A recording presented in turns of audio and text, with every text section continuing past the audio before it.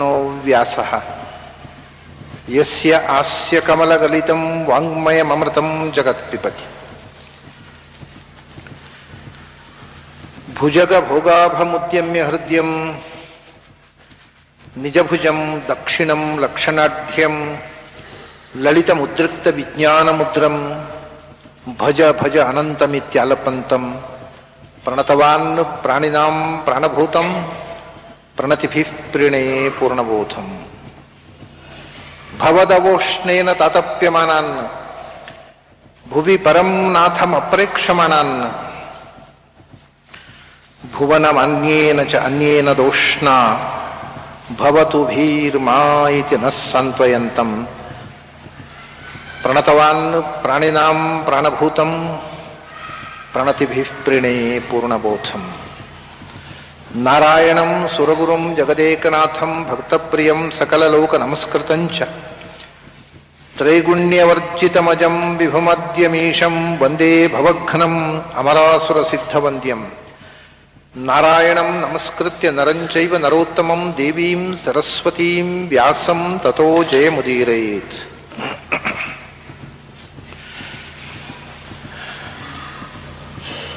ನನ್ನ ಅಧ್ಯಾತ್ಮ ಬಂಧುಗಳೇ, ಧ್ಯಾನದ ಬಗ್ಗೆ ಅನೇಕ ಅಂತರಂಗದ ವಿಷಯಗಳನ್ನು ಕೃಷ್ಣ ಅರ್ಜುನನಿಗೆ ಹೇಳಿದ ಮಾತುಗಳ ಎಳೆಯಲ್ಲಿ ನಾವು ಕಂಡಿದ್ದೇವೆ. ಇಂಥ ಧ್ಯಾನದಿಂದ ಕೊನೆಯ ಸಿದ್ಧಿ ಏನು? ಧ್ಯಾನ ಮಾಡಿದೆವು, ಕಣ್ಮುಚ್ಚಿದಾಗ ಒಳಗಿನ ಪ್ರಪಂಚ ಕಾಣಲಿಕ್ಕೆ ಶುರುವಾಯಿತು, ಇಷ್ಟೇನು? ಇದರ ಕೊನೆಯ ಗುರಿ ಏನು? ಅಂತತಃ ಇದರ ಪರಿಣಾಮ ಎಲ್ಲಿ ತನಕ? ಅದನ್ನು ಕೃಷ್ಣ ಹೇಳ್ತಾನೆ. ಧ್ಯಾನ ಅಂದರೆ ಇದನ್ನು ಕೃಷ್ಣ ಇಲ್ಲಿ ಮನಸ್ಸಿನಲ್ಲಿ ಧ್ಯಾನದ ಬಗ್ಗೆ ಹೇಳಿದ್ದಾನೆ. ಅದರ ನಂತರ ಮಾಡತಕ್ಕಂತಹ ಕ್ರಿಯೆಯನ್ನ ಇಲ್ಲಿ ಹೇಳಲಿಲ್ಲ ಕೃಷ್ಣ. ಧ್ಯಾನ ಅನ್ನೋದು ಮಾನಸ ಕ್ರಿಯೆ, ಆ ತುರಿಯಾವಸ್ಥೆ ಅನ್ನೋದು ಧ್ಯಾನಕ್ಕಿಂತ ಆಚೆನೆ ಇರ್ತದೆ. ಅದರ ಬಗ್ಗೆ ಈ ಶ್ಲೋಕದಲ್ಲಿ ಸುಮ್ಮನೆ ಸುಳಿವು ಕೊಡ್ತಾನಂತೆ ಕೃಷ್ಣ. ಯುಂಜನ್ನೇವಂ ಸದಾತ್ಮಾನಂ ಯೋಗಿ ನಿಯತಮಾನಸಃ ಶಾಂತಿಂ ನಿರ್ಬಾಣ ಪರಮಾಂ ಮತ್ಸಂಸ್ಥಾಂ ಅಧಿಗಚ್ಚತಿ ಅಂತ. ಇದರಲ್ಲಿ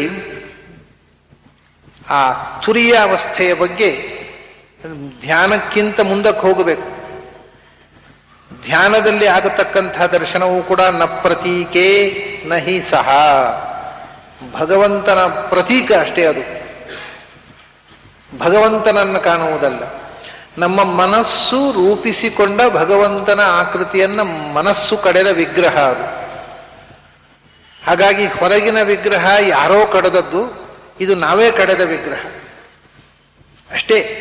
ಆದರೂ ಅದು ಭಗವಂತನ ಪ್ರತೀಕ ಹೊರತು ಭಗವಂತನನ್ನು ಕಾಣುವುದಲ್ಲ. ಮನಸ್ಸು ಭಗವಂತನನ್ನು ಕಾಣುವುದಿಲ್ಲ. ಅದಕ್ಕೂ ಮುಂದೆ ಹೋಗಬೇಕು. ಆ ಮುಂದೆ ಹೋಗುವ ಸ್ಥಿತಿಯನ್ನ ಬಹಳ ರಹಸ್ಯವಾಗಿ ಹೇಳ್ತಾನೆ ಕೃಷ್ಣ. ಉಪನಿಷತ್ನಲ್ಲೂ ಅದನ್ನು ಬಹಳ ನಿಗೂಢವಾಗಿ ಹೇಳ್ತಾರೆ. ಆತ್ಮೇಂದ್ರಿಯ ಮನೋಯುಕ್ತಂ ಭೋಕ್ತೇತ್ಯಾಹುರ್ಮನೀಷಿಣಃ ಅಂತ ಕಠೋಪನಿಷತ್ನಲ್ಲಿ ಆತ್ಮೇಂದ್ರಿಯ ಮನೋಯುಕ್ತಂ ತನ್ನುವ ಮಾತನ್ನು ಬಳಸಿದ್ದಾರೆ. ಇದನ್ನ ಹೆಚ್ಚಿನ ಮಂದಿ ಇಂದ್ರಿಯ ಮನೋಯುಕ್ತಂ ಆತ್ಮ ಅಂದ್ರೆ ಆತ್ಮಾನಂ ದ್ವಿತೀಯಾರ್ಥೆ ಪ್ರಥಮ ಅಂತ ಇಟ್ಟುಕೊಂಡು ಕೂಡಿಸ್ತಾರೆ. ಆದರೆ ಇದು ತುರಿಯಾವಸ್ಥೆಯನ್ನ ಹೇಳತಕ್ಕಂಥ ಮಂತ್ರ.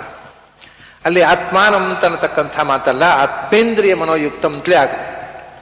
ಮತ್ತು ಪ್ರಾಚೀನ ವ್ಯಾಖ್ಯಾನಕಾರರು ಆಚಾರ್ಯರಿಂದ ಸಾಕ್ಷಾತ್ತಾಗಿ ಈ ಗ್ರಂಥವನ್ನು ಉಪನಿಷತ್ತನ್ನು ಅಧ್ಯಯನ ಮಾಡಿದವರೆಲ್ಲರೂ ಆತ್ಮಾನಂತ ಪದಚ್ಛೇದ ಮಾಡಲ್ಲ, ಆತ್ಮೇಂದ್ರಿಯ ಮನೋಯುಕ್ತಂ ಅಂತ ಸಮಸ್ತ ಪದ ಅಂತ ತಗೋತಾರೆ. ಆತ್ಮೇಂದ್ರಿಯ ಅಂತ ಅಂದ್ರೆ ಮನಸ್ಸು, ಆತ್ಮೇಂದ್ರಿಯ ಮನೋಯುಕ್ತಂ. ತುರಿಯಾವಸ್ಥೆಯಲ್ಲಿ ಈ ಮನಸ್ಸಿನಿಂದ ನೋಡುವುದಲ್ಲ, ಆತ್ಮಸ್ವರೂಪಭೂತವಾದ ಮನಸ್ಸಿನಿಂದ ನೋಡುವುದು. ಅದರಿಂದ ಆತ್ಮಸ್ವರೂಪಭೂತವಾದ ಇಂದ್ರಿಯ ಮನಸ್ಸುಗಳಿಂದ ಕೂಡಿದ ಜೀವ ಆ ಭಗವಂತನ ಅನುಭವದ ಭೋಗ್ತಿರುವಂತ. ಅದರಿಂದ ಈ ಧ್ಯಾನದಲ್ಲಿ ಬರೇ ಮಾನಸಕ್ರಿಯೆ ಅದು, ಅದೇ ಕಷ್ಟದ ಕೆಲಸ. ಅಲ್ಲಿಗೆ ನಿಂತು ಬಿಟ್ರೆ ಆಗಲಿಲ್ಲ. ಮೆಡಿಟೇಷನ್ ಮಾಡ್ತಾರೆ, ಮೆಡಿಟೇಷನ್ ಅಲ್ಲಿ ಏನೇನೋ ಕಾಣುತ್ತೆ ಅವರಿಗೆ ಅಂತ. ಏನೂ ಸಾಧನೆ ಮಾಡಿದ ಹಾಗಾಗಲಿಲ್ಲ. ಅಲ್ಲಿಂದ ಆಚೆಗೆ ತುರಿಯಾವಸ್ಥೆಗೆ ಹೋಗಬೇಕು. ಆ ತುರಿಯಾವಸ್ಥೆಗೆ ಹೋಗ್ತಕ್ಕಂಥದ್ದನ್ನ ಒಂದು ಸಣ್ಣ ಸುಳುವು ಮಾತ್ರ ಕೊಡ್ತಾನೆ ಕೃಷ್ಣ. ಯಾವಾಗಲೂ ಶಾಸ್ತ್ರಕಾರರು ಉಪಾಸನೆಯ ಒಳಪದರುಗಳನ್ನು ಬಹಳ ಸ್ಪಷ್ಟವಾಗಿ ಹೇಳೋದಿಲ್ಲ. ಅದನ್ನ ಅನಾವಿಷ್ಕುರುವನ್ನ ಅನ್ವಯಾತು ಅಂತ, ಅದನ್ನ ಬಾಯಿಬಿಟ್ಟು ಹೇಳಬಾರದು. ಯಾಕೆಂದ್ರೆ ಯಾರ್ಯಾರೋ ಅದನ್ನು ದುರುಪಯೋಗ ಮಾಡತಕ್ಕಂಥ ಸಾಧ್ಯತೆ ಇದೆ. ಅದರಿಂದ ಯಾರಿಗೆ ನಿಜವಾಗಿ ಅಧಿಕಾರ ಇದೆ ಮತ್ತು ಆಸಕ್ತಿ ಇದೆ, ಅದಮ್ಯವಾದ ಆಸಕ್ತಿ ಇದೆ, ಅಂಥವರಿಗೆ ಮಾತ್ರ ಅದರ ರಹಸ್ಯ ತಿಳಿಬೇಕು. ಆ ಥರ ಅದನ್ನು ಒಂಥರ ಸೂತ್ರ ರೂಪವಾಗಿ ಹೇಳುವಂಥದ್ದು ಸಮಸ್ತ ಪ್ರಾಚೀನ ಗ್ರಂಥಕಾರರ ಸಂಪ್ರದಾಯ. ಕೃಷ್ಣ ಅರ್ಜುನನಿಗೆ ಎಷ್ಟು ಉಪದೇಶ ಮಾಡಿದ್ದ, ಅದನ್ನು ವೇದವ್ಯಾಸರು ಯಾವ ರೀತಿ ದಾಖಲೆ ಮಾಡಿದರು ಅನ್ನೋ ಮಾತು ಬೇರೆ. ಅರ್ಜುನನಿಗೂ ಕೂಡ ಅದನ್ನು ವಿವರವಾಗಿ ಹೇಳಬೇಕಾದ ಅಗತ್ಯ ಇಲ್ಲ.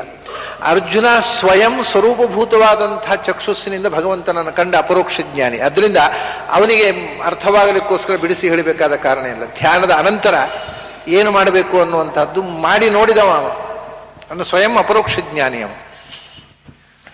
ಮತ್ತೆ ಹಾಗಾದ್ರೆ ಧ್ಯಾನದ ಬಗ್ಗೆ ಆದ್ರೆ ಯಾಕೆ ಹೇಳ್ಬೇಕು? ಅವನು ಧ್ಯಾನ ಮಾಡಿ ಅಪರೋಕ್ಷ ಜ್ಞಾನ, ತುರಿಯಾವಸ್ಥೆಗೆ ಹೋಗಿ ಅಪರೋಕ್ಷ ಜ್ಞಾನವಾಗಿದೆ, ಹ್ಯಾಕೆ ಕೂತ್ಕೊಳ್ಬೇಕು, ಹೇಗೆ ಹೇಳ್ಬೇಕು ಅಂತ ಗೊತ್ತಿಲ್ಲೇನೋ ಅವನಿಗೆ. ಮತ್ತೆ ಧ್ಯಾನದ ಬಗ್ಗೆ, ಆಸನದ ಬಗ್ಗೆ ಯಾಕೆ ಹೇಳಿದ್ರು? ಅರ್ಜುನನಿಗೋಸ್ಕರ ಖಂಡಿತ ಅಲ್ಲ. ಅರ್ಜುನನನ್ನು ನೆಪವಾಗಿಟ್ಟುಕೊಂಡು ನಮಗೋಸ್ಕರ ಹೇಳಿದ್ದು. ಗ್ರಥಯಿಷ್ಯತಿ ವ್ಯಾಸರೂಪೇಣ ಸ್ವಯಮೇವ ಅಂತ ಆಚಾರ್ಯ ಮಾತು ಹೇಳ್ತಾರೆ. ಯದ್ಯಪ್ಯೇಷ ಶಂಕಾ ಅರ್ಜುನಸ್ಯ ನಾಸ್ತಿ. ಅರ್ಜುನನಿಗೆ ಈ ಪ್ರಶ್ನೆಗಳು ಇಲ್ಲ, ಅವನಿಗೆ ಇಲ್ಲಲ್ಲ, ಬೇರೊಂದು ಸಂದರ್ಭದಲ್ಲಿ ಅಂದ್ರೆ ಎಲ್ಲ ಕಡೆಗೆ ಅನ್ವಯವಾಗುವಂತೆ ಒಂದು ಮಾತು ಆಚಾರ್ಯ ಹೇಳ್ತಾರೆ. ಯದ್ಯಪ್ಯೇಷ ಶಂಕಾ ಅರ್ಜುನಸ್ಯ ನಾಸ್ತಿ ತಥಾಪಿ ಪ್ರಾಪ್ತಂ ಲೋಕೋಪಕಾರಾಯ ಪರಿಹರತಿ ಎಂದರು. ಈ ಪ್ರಶ್ನೆ ಅರ್ಜುನನಿಗೆ ಬಂದೇ ಇಲ್ಲ. ಅರ್ಜುನನಿಗೆ ಬಂದ ಪ್ರಶ್ನೆ ಬೇರೆ. ಆ ಪ್ರಶ್ನೆಗೆ ಉತ್ತರ ಕೊಡುವಾಗ ಇನ್ನೊಂದು ಪ್ರಶ್ನೆ ಬಂತು. ಆ ಪ್ರಶ್ನೆ ಅರ್ಜುನನಿಗೆ ಬರಲಿಲ್ಲ. ಸಹಜವಾಗಿ ಯಾರಿಗಾದ್ರೂ ಬರುವ ಪ್ರಶ್ನೆ. ಅದಕ್ಕೆ ಲೋಕೋಪಕಾರಾಯ ಪರಿಹರತಿ ಎಂದ್ರು. ನಾನು ಈಗ ಅರ್ಜುನಿಗೆ ಹೇಳುವಾಗ ಇದಕ್ಕೂ ಉತ್ತರ ಕೊಟ್ಟು ಬಿಟ್ರೆ ಎಲ್ಲರಿಗೂ ಉಪಕಾರ ಆಗತ್ತೆ, ಒಬ್ಬ ನರನಿಗಲ್ಲ, ನರ ಸಮುದಾಯಕ್ಕೆ ಉಪಕಾರ ಆಗತ್ತೆ ಅಂತ ಹೇಳಿಕೊಂಡು ಕೃಷ್ಣ ಅದನ್ನ ಹೇಳಿದ. ಅಲ್ಲ, ಕೃಷ್ಣ ಅರ್ಜುನ ಹತ್ರ ಒಬ್ಬನತ್ರ ಹೇಳಿ ನಮ್ಗೇನ್ರ ಉಪಯೋಗ ಅಂದ್ರೆ ವ್ಯಾಸರೂಪೇಣ ಗ್ರಥಯಿಷ್ಯತಿ ಸ್ವಯಮೇವ. ಅದು ಮತ್ತೆ ಕೃಷ್ಣ ಏನು ಅರ್ಜುನಿಗೆ ಹೇಳಿದನೋ ಅದನ್ನು ವ್ಯಾಸರು ದಾಖಲೆ ಮಾಡಿ ನಮಗೆ ಕೊಡ್ತಾರಲ್ಲ, ಅದನ್ನು ಎಲ್ಲರಿಗೂ ಮುಟ್ಟುತ್ತೆ. ಭಗವದ್ಗೀತೆಯನ್ನ ಅರ್ಜುನನಿಗೆ ಉಪದೇಶ ಮಾಡುವಾಗ ಕೃಷ್ಣನ ಕಣ್ಮುಂದೆ ಇದ್ದದ್ದು ಸಾಧಕರಾದ ಸಾತ್ವಿಕ ಜೀವದ ಸಮುದಾಯ, ಬರೀ ಅರ್ಜುನ ಒಬ್ಬ ಅಲ್ಲ. ಸಮಸ್ತ ಸಾತ್ವಿಕ ಜೀವಕ್ಕೆ ಸತ್ಯದ ದಾರಿಯನ್ನ ತೋರಿಸುವಂತಹ ಉದ್ದೇಶ. ಅದಕ್ಕೋಸ್ಕರ 2 ಬಾರಿ ಅವನ ಗೀತೆ ಹೇಳಿದ, ಒಂದು ಉದ್ಧವನಿಗೆ, ಒಂದು ಅರ್ಜುನಿಗೆ. ಯಾರಿಗೆ ಸತ್ಯದ ಬಗ್ಗೆ ಕಳಕಳಿ ಇದೆ ಅವರಿಗೆ ಆ ದಾರಿ ತಿಳಿಯಬೇಕು, ಅವರು ಆ ದಾರಿಯಲ್ಲಿ ಸಾಗಬೇಕು, ಅವರು ಗೊಂದಲಕ್ಕೆ ಒಳಗಾಗಬಾರದು ಅಂತ ಕೃಷ್ಣ ಅದನ್ನ ಅರ್ಜುನನಿಗೆ ಹೇಳಿದ. ಅದನ್ನ ಅನಾವಿಷ್ಕುರುವನ್ನ ಹೇಳಬೇಕಾದ್ದನ್ನ ಒಂದು ರೀತಿಯ ನಿಗೂಢತೆಯ ಜೊತೆಗೆ ಹೇಳಿದ. ಯುಂಜನ್ ಏವಂ ಸದಾ ಆತ್ಮಾನಂ ಅಂತ ಮುಂದೆ ಹೇಳ. ಆತ್ಮಾನಂ ಅಂತಂದ್ರೆ ಸಾಮಾನ್ಯವಾಗಿ ಅರ್ಥ ಹಿಂದೆ ಬಂದದ್ದು ಮನಸ್ಸು ಅಂತ ಅರ್ಥದಲ್ಲಿ. ಮುಂದೆ ಅದನ್ನ ಬದಲಿಸಿ ಬಿಡ್ತಾರೆ. ಮುಂದೆ ಬರುವುದೆಲ್ಲ ಆತ್ಮ ಶಬ್ದ ಪರಮಾತ್ಮ ಅನ್ನುವ ಅರ್ಥದಲ್ಲಿ ಬರುತ್ತೆ. ಹಿಂದೆ ಬಂದದ್ದೆಲ್ಲ ಮನಸ್ಸು ಅನ್ನುವ ಅರ್ಥದಲ್ಲಿ, ಆತ್ಮವಿನಿಗ್ರಹ ಅನ್ನುವಲ್ಲಿ. ಮುಂದೆ ಬರುವಂತಹದ್ದೆಲ್ಲ ಪರಮಾತ್ಮ ಅನ್ನುವ ಅರ್ಥದಲ್ಲಿ. ಇಲ್ಲಿ ಆತ್ಮಾನಂ ಅಂದ್ರೆ ಜೀವಾತ್ಮಾನಂ ಅನ್ನುವ ಅರ್ಥದಲ್ಲಿ ಕೂಡ ಬಂದಿದೆ. ಪರಮಾತ್ಮ 2 ಅರ್ಥದಲ್ಲಿ ಬಂದ್ಬಿಟ್ಟಿದೆ. ಆತ್ಮಾನಂ ಯುಂಜನ್ ಅಂತ, ಮನಸ್ಸನ್ನಲ್ಲ ಜೀವ ಸ್ವರೂಪವನ್ನ ಭಗವಂತನ ಕಡೆಗೆ ಕಳಿಸಬೇಕು. ಜೀವ ಸ್ವರೂಪದ ಕಣ್ಣಿನಿಂದ ಭಗವಂತನನ್ನು ಕಾಣಬೇಕು, ಮನಸ್ಸಿನಿಂದ ಕಾಣ್ಲಿಕ್ಕೆ ಆಗುವುದು. ಯುಂಜನ್ನೇವಂ ಸದಾ ಆತ್ಮಾನಂ. ಯೋಗಿ ಯಾಕೆಂದ್ರೆ ನಿಯತ ಮಾನಸಃ, ಅಲ್ಲಿಯೂ ಒಂದು ಧ್ವನಿ ಇಟ್ಟ. ಮೊದಲು ಧ್ಯಾನ ಮಾಡಬೇಕಾದ್ರೂ ಮನಸ್ಸು ನಿಯತವಾಗಿರಬೇಕು, ಮನಸ್ಸು ಅವನ ನಿಯಂತ್ರಣದಲ್ಲಿರಬೇಕು. ಆವಾಗ ಮನಸ್ಸು ಒಳಗಿನಿಂದ ಭಗವಂತನ ರೂಪವನ್ನ, ಮಾನಸ ರೂಪವನ್ನ ನೋಡುತ್ತೆ. ಆಮೇಲೆ ನಿಯತ ಮಾನಸಃ, ಮನಸ್ಸನ್ನು ನಿಯಂತ್ರಣ ಮಾಡಿಬಿಡ್ಬೇಕು. ಅಂದ್ರೆ ಅದನ್ನ ಫಂಕ್ಷನ್ ಮಾಡದಂತೆ, ಕೆಲಸ ಮಾಡದಂತೆ ಸ್ಥಗಿತಗೊಳಿಸಬೇಕು. ಆಗ ಮನಸ್ಸನ್ನು ನಿಯಂತ್ರಣಗೊಳಿಸಿ ಸ್ಥಗನಗೊಳಿಸಿ ಆತ್ಮಾನಂ ಯುಂಜನ್, ಜೀವ ಸ್ವರೂಪವೇ ಭಗವಂತನನ್ನು ನೋಡುವ ಪ್ರಯತ್ನ ಮಾಡಬೇಕು. ಅದು ತುರಿಯಾವಸ್ಥೆ. ಆಗ ಯುಂಜನ್ ಏವಂ ಸದಾ ಆತ್ಮಾನಂ ಎಲ್ಲವೂ ಬಂತಲ್ಲಿ. ಮನಸ್ಸನ್ನು ಸದಾ ಯುಂಜನ್, ನಿರಂತರವಾಗಿ ಮನಸ್ಸು ಭಗವಂತನ ಕಡೆಗೆ ಹೋಗುವಂತೆ ಮನಸ್ಸನ್ನ ನೆಲೆಗೊಳಿಸಿದರೆ ಅದರಿಂದ ಧ್ಯಾನದಲ್ಲಿ ಭಗವಂತನ ಪ್ರತೀಕ ಸ್ಥಿರವಾಗಿ ಕಾಣುವುದು ಸಾಧ್ಯವಾಗತ್ತೆ. ಅದರ ನಂತರ ನಿಯತ ಮಾನಸ ಆತ್ಮ, ಮನಸ್ಸನ್ನು ಸ್ಥಗನಗೊಳಿಸು, ಆತ್ಮವನ್ನ ಭಗವಂತನ ಕಡೆಗೆ ಕಳಿಸು. ಶರೋಹ್ಯಾತ್ಮ ಬ್ರಹ್ಮತಲ್ಲಕ್ಷ ಮುಚ್ಯತೆ ಶರವತ್ ತನ್ಮಯೋ ಭವೇತ್ ಅಂತ. ಅಲ್ಲಿಯೂ ಅಷ್ಟೇ, ಆತ್ಮ ಅಂದ್ರೆ ಜೀವಸ್ವರೂಪ ಅಂತ ಒಂದರ್ಥ, ಮನಸ್ಸು ಅಂತ ಒಂದರ್ಥ. ಮನಸ್ಸನ್ನ ಭಗವಂತನ ಕಡೆಗೆ ಕಳಿಸು. ಶರೋಹಿ ಆತ್ಮ, ಗುರಿ ಭಗವಂತ, ಮನಸ್ಸನ್ನು ಬಾಣವನ್ನು ಅವನ ಪಾದದ ಕಡೆಗೆ ಕಳಿಸು. ಮನಸ್ಸನ್ನು ಕಳಿಸಿದರೆ ಧ್ಯಾನ ಆಯ್ತು. ಆಮೇಲೆ ಶರೋಹಿ ಆತ್ಮ. ಎಲ್ಲ ವೈದಿಕ ಸಾಹಿತ್ಯವು ಈ ರೀತಿಯ ನಿಗೂಢತೆಯ ಜೊತೆಗೆ ಹೇಳುತ್ತೆ ನೋಡಿ. ಆತ್ಮ ಅಂದ್ರೆ ಎರಡನೇ ಬದಿಯಲ್ಲಿ ಜೀವಸ್ವರೂಪ, ಜೀವಸ್ವರೂಪವನ್ನೇ ಭಗವಂತನ ಕಡೆಗೆ ಬಾಣವಾಗಿ ಕಳಿಸು. ಶರವತ್ ತನ್ಮಯೋ ಭವೇತ್. ಹಾಗೆ ಆತ್ಮಾನಂ ಸದಾ ಯುಂಜನ್, ಮೊದಲು ಮನಸ್ಸನ್ನ ನಿರಂತರವಾಗಿ ಭಗವಂತನ ನೆಲೆಗೊಳಿಸಿ, ಮನಸ್ಸಿನ ಮೂಲಕ ಧ್ಯಾನದಲ್ಲಿ ಭಗವಂತನ ಮಾನಸ ರೂಪ ಗೋಚರವಾದ ಮೇಲೆ ನಿಯತ ಮಾನಸ, ಮೊದಲು ಮನಸ್ಸನ್ನು ನಿಯಂತ್ರಣ, ಆಮೇಲೆ ಮನಸ್ಸನ್ನ ನಿಯಂತ್ರಣಕ್ಕೆ ಒಳಪಡಿಸು, ಅದನ್ನ ಆಫ್ ಮಾಡಿಬಿಡು. ಉನ್ಮನೀ ಭಾವ, ಸ್ವಿಚ್ ಆಫ್ ಮಾಡಿಬಿಡು ಮನಸ್ಸಿನದ್ದು. ಮನಸ್ಸು ಕೆಲಸ ಮಾಡಲೇಬಾರದು. ಈಗ ಧ್ಯಾನಕ್ಕಾಗುವಾಗ ಹೊರಗಿನ ಇಂದ್ರಿಯಗಳು ಕೆಲಸ ಮಾಡದಂತೆ ಮಾಡಬೇಕು ಅಂತ ಹೇಳಿದ. ಆವಾಗ ಕಣ್ಣು ಏನನ್ನು ನೋಡಬಾರದು, ಹೊರಗಿನಿಂದ ಯಾರಾದರೂ ಸದ್ದು ಮಾಡಿದರೂ ಕಿವಿಗೆ ಕೇಳಬಾರದು, ಮೈ ತುರಿಕೆ ಅಥವಾ ಸೊಳ್ಳೆ ಕಚ್ಚಿದರೆ ಚರ್ಮಕ್ಕೆ ಅದರ ಅನುಭವ ಬರಬಾರದು. ಹೊರಗಿನ ಇಂದ್ರಿಯಗಳು ಕೆಲಸ ಮಾಡದಂತೆ ಮಾಡಿದಾಗ ಮಾನಸ ಧ್ಯಾನ ಸಾಧ್ಯವಾಗುತ್ತೆ. ಮನಸ್ಸು ಕೆಲಸ ಮಾಡದಂತೆ ಮಾಡಿದಾಗ ತುರಿಯಾವಸ್ಥೆ ಸಾಧ್ಯವಾಗುತ್ತೆ. ಇವಾಗ ಮೊದಲನೇ ಸ್ಟೇಜ್ನಲ್ಲಿ ಮನಸ್ಸು ಕೆಲಸ ಮಾಡದಂತೆ ಮಾಡುವುದನ್ನು ಹೇಳಲಿಲ್ಲ ಅವನು. ಮನಸ್ಸಿನಲ್ಲಿ ಯಥಚಿತ್ತ ಇಂದ್ರಿಯ ಕ್ರಿಯ, ಮನಸ್ಸಿನಲ್ಲಿ ಧ್ಯಾನ ಮಾಡು ಅಂತ ಹೇಳಿದ. ಮನಸ್ಸಿನ ಧ್ಯಾನ ಆಯಿತು. ನಾನು ಒಂದು ಮಾತು ಹೇಳಿದೆ, ಮನಸ್ಸಿನಲ್ಲಿ ಧ್ಯಾನ ಮಾಡಿ ಮಾನಸ ಧ್ಯಾನದಿಂದ ನಾವು ಏನು ಕಂಡಿದ್ದೇವೆ ಅದು ಸತ್ಯವಾಗಿರಬೇಕಾಗಿಲ್ಲ. It is our mental projection. ನಾವು ಯಾವುದನ್ನ ನಂಬಿದ್ದೇವೋ ಅದು ಮನಸ್ಸು ಅದನ್ನ ತೋರಿಸಿಕೊಡುತ್ತೆ. ಆದ್ರಿಂದ ಇಡೀ ಜೀವಮಾನ ಅಹಂ ಬ್ರಹ್ಮಾಸ್ಮಿ ಅಂತ ಕೂತ್ಕೊಂಡ್ರೆ ಅದೇ ಮನಸ್ಸು ರಿಯಲೈಸ್ ಮಾಡುತ್ತೆ. ಅಲ್ಲಪ್ಪ ಭಗವಂತ ದೊಡ್ಡವ, ಅವನು ಸರ್ವಸಮರ್ಥ, ನಾವು ಅವನ ಮಕ್ಕಳು, ಅವನ ದಾಸರು ಅಂತ ತಿಳ್ಕೊಂಡ್ರೆ ಅದನ್ನೇ ಕನ್ವಿನ್ಸ್ ಆಗುತ್ತೆ ಮನಸ್ಸಿಗೆ, ಅದನ್ನೇ ಪ್ರಾಜೆಕ್ಟ್ ಮಾಡುತ್ತೆ. ಹಾಗಾಗಿ ಧ್ಯಾನದಲ್ಲಿ ಏನು ಕಾಣುತ್ತೆ ಅದು ನಿಜವಾದ ಸತ್ಯವಾಗಬೇಕಾಗಿಲ್ಲ, ಅದು ನಮ್ಮ ಮನಸ್ಸಿನ ಪ್ರಾಜೆಕ್ಷನ್. ಅದರಿಂದ ಧ್ಯಾನ ಯೋಗಿಗಳಿಗೆ ಸತ್ಯದ ಸಾಕ್ಷಾತ್ಕಾರ ಆಗಬೇಕಾಗಿಲ್ಲ, ಅವರ ನಂಬಿಕೆಯ ಸಾಕ್ಷಾತ್ಕಾರ ಆಗತ್ತೆ. ಏನು ನಂಬಿದ್ದಾರೆ ಅದನ್ನು ಅವರು ಧ್ಯಾನದಲ್ಲಿ ಕಾಣ್ತಾರೆ. ಇದನ್ನ ಮನಸ್ಸನ್ನು ಕೂಡ ಲಾಕ್ ಮಾಡಿಬಿಟ್ರೆ ನಿಯತ ಮಾನಸ, ಅದನ್ನ ವ್ಯವಹಾರ ಇದ್ದರೂ ಕೂಡ ಅದನ್ನು ಒಳಗಿಟ್ಟು ಅದರ ಮೇಲೆ ಈ ಹೊರಗಿನ ಇಂದ್ರಿಯಗಳ ಮತ್ತು ಮನಸ್ಸಿನ ಮುಚ್ಚಳ ಹಾಕಿಬಿಟ್ಟಿದ್ದೇವೆ ನಾವು. ಆದ್ರಿಂದ ಈಗ ಮುಚ್ಚಳದಿಂದಲೇ ನೋಡೋದು ನಾವು. ಅನ್ಕವರ್, ಆ ಮುಚ್ಚಳವನ್ನ ತೆಗೆದು ಬಿಟ್ರೆ ಆತ್ಮ ತನ್ನ ಕಣ್ಣನ್ನು ತೆರೆಯುತ್ತೆ, ಅದರ ಕಿವಿ ಜಾಗೃತವಾಗತ್ತೆ, ಎಲ್ಲವನ್ನೂ ಕಾಣುವ ಕೇಳುವ ಶಕ್ತಿ ಇದೆ ಅದಕ್ಕೆ. ಆ ಆತ್ಮ ಯಾಕೆ ಅಂದರೆ ಅದು ಜ್ಞಾನಾನಂದ ಸ್ವರೂಪವಾದ ಆತ್ಮ. ಅದು ಮಾತ್ರ ಜ್ಞಾನಾನಂದ ಸ್ವರೂಪನಾದ ಭಗವಂತನನ್ನ ನೋಡಬಲ್ಲುದು, ಆ ಕಣ್ಣು ಮಾತ್ರ, ಪಂಚಭೌತಿಕವಾದ ಕಣ್ಣಲ್ಲ. ಹಾಗಾದ್ರೆ ರಾವಣ ಕಂಸ ಎಲ್ಲ ನೋಡಿಲ್ಲೇನು? ಎಲ್ಲರೂ ನೋಡಿದ್ದಾರೆ, ರಾವಣ ಕಂಸ ಮಾತ್ರ. ಆ ಕಾಲದಲ್ಲಿ ಇದ್ದವರೆಲ್ಲ ರಾಮನನ್ನು ಕೃಷ್ಣನನ್ನು ನೋಡಿದ್ದಾರೆ.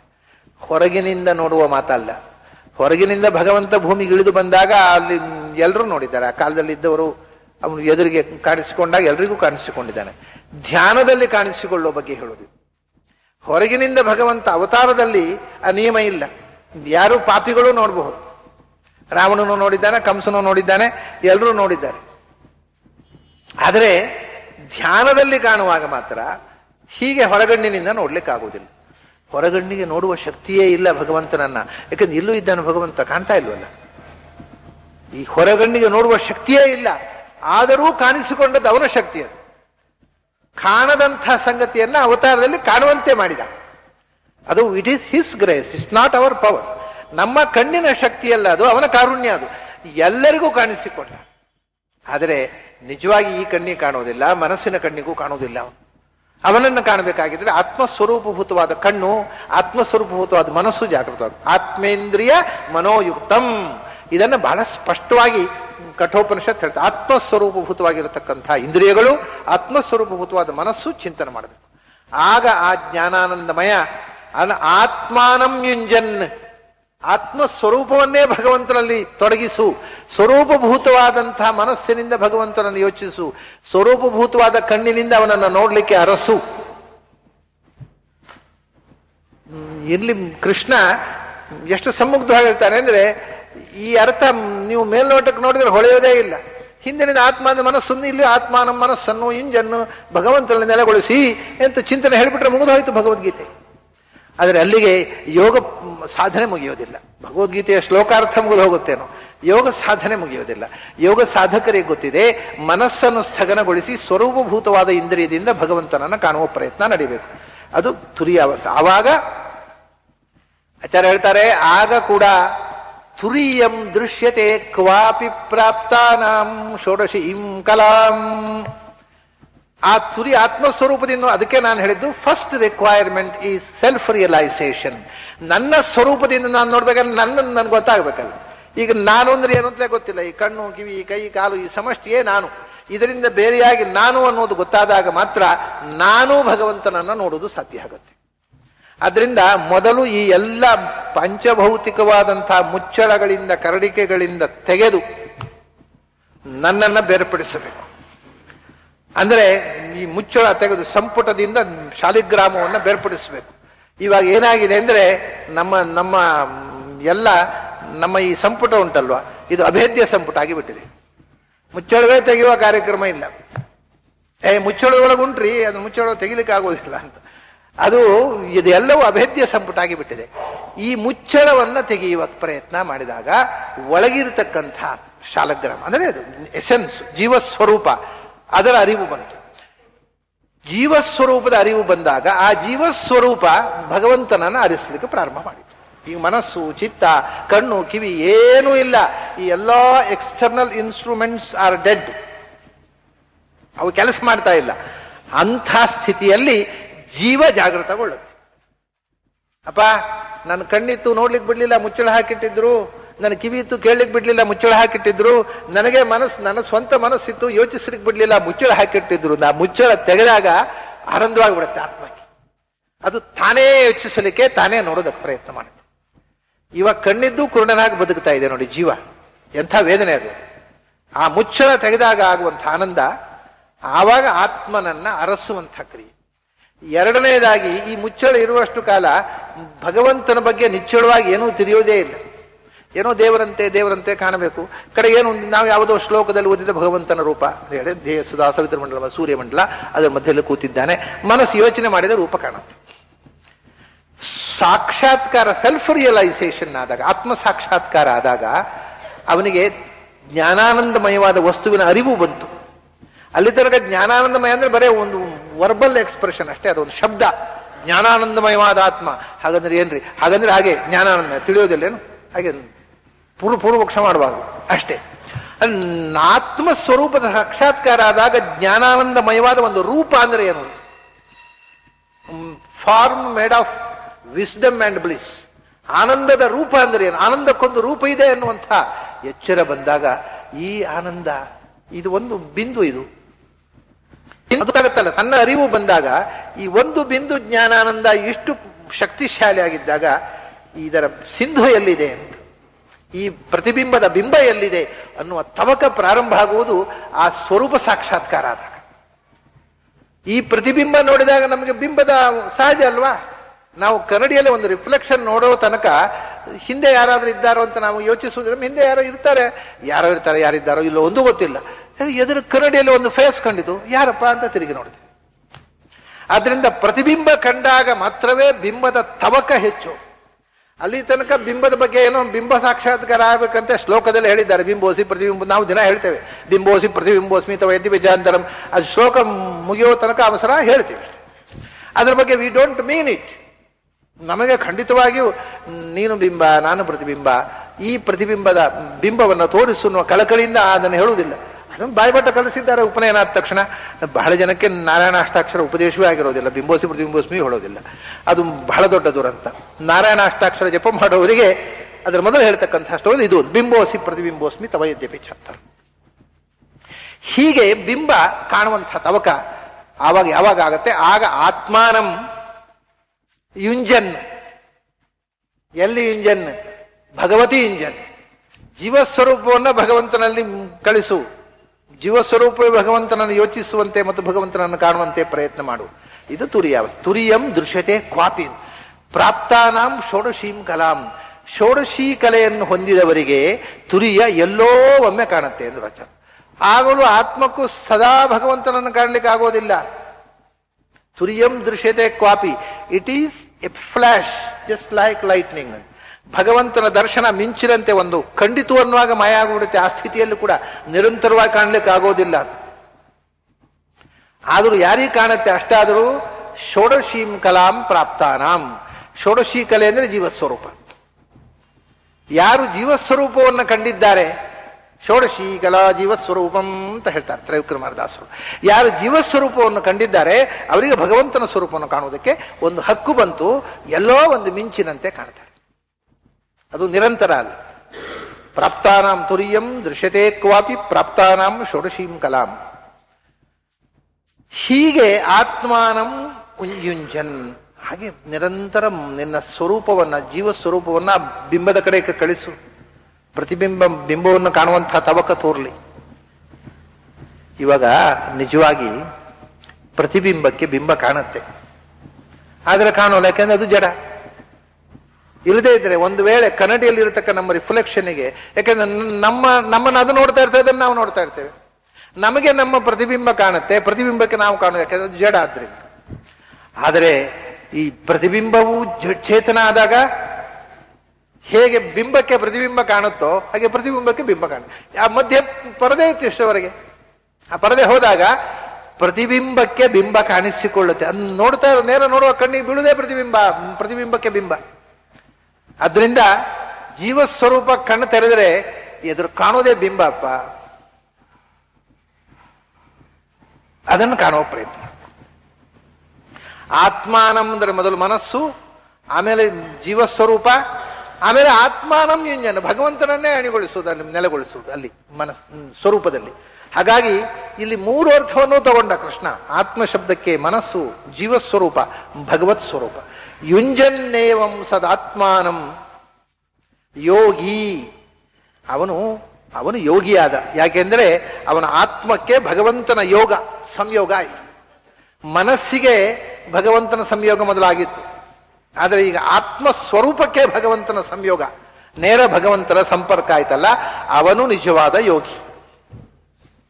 ಅಲ್ಲಿ ತನಕೂ ಧ್ಯಾನ ಯೋಗಿ. ಧ್ಯಾನಕ್ಕಿಂತ ಮುಂದೆ ಹೋಗಬೇಕಾದ ಮಾತು ಅದು ನಿಜವಾದ ಯೋಗಿ ಆದ.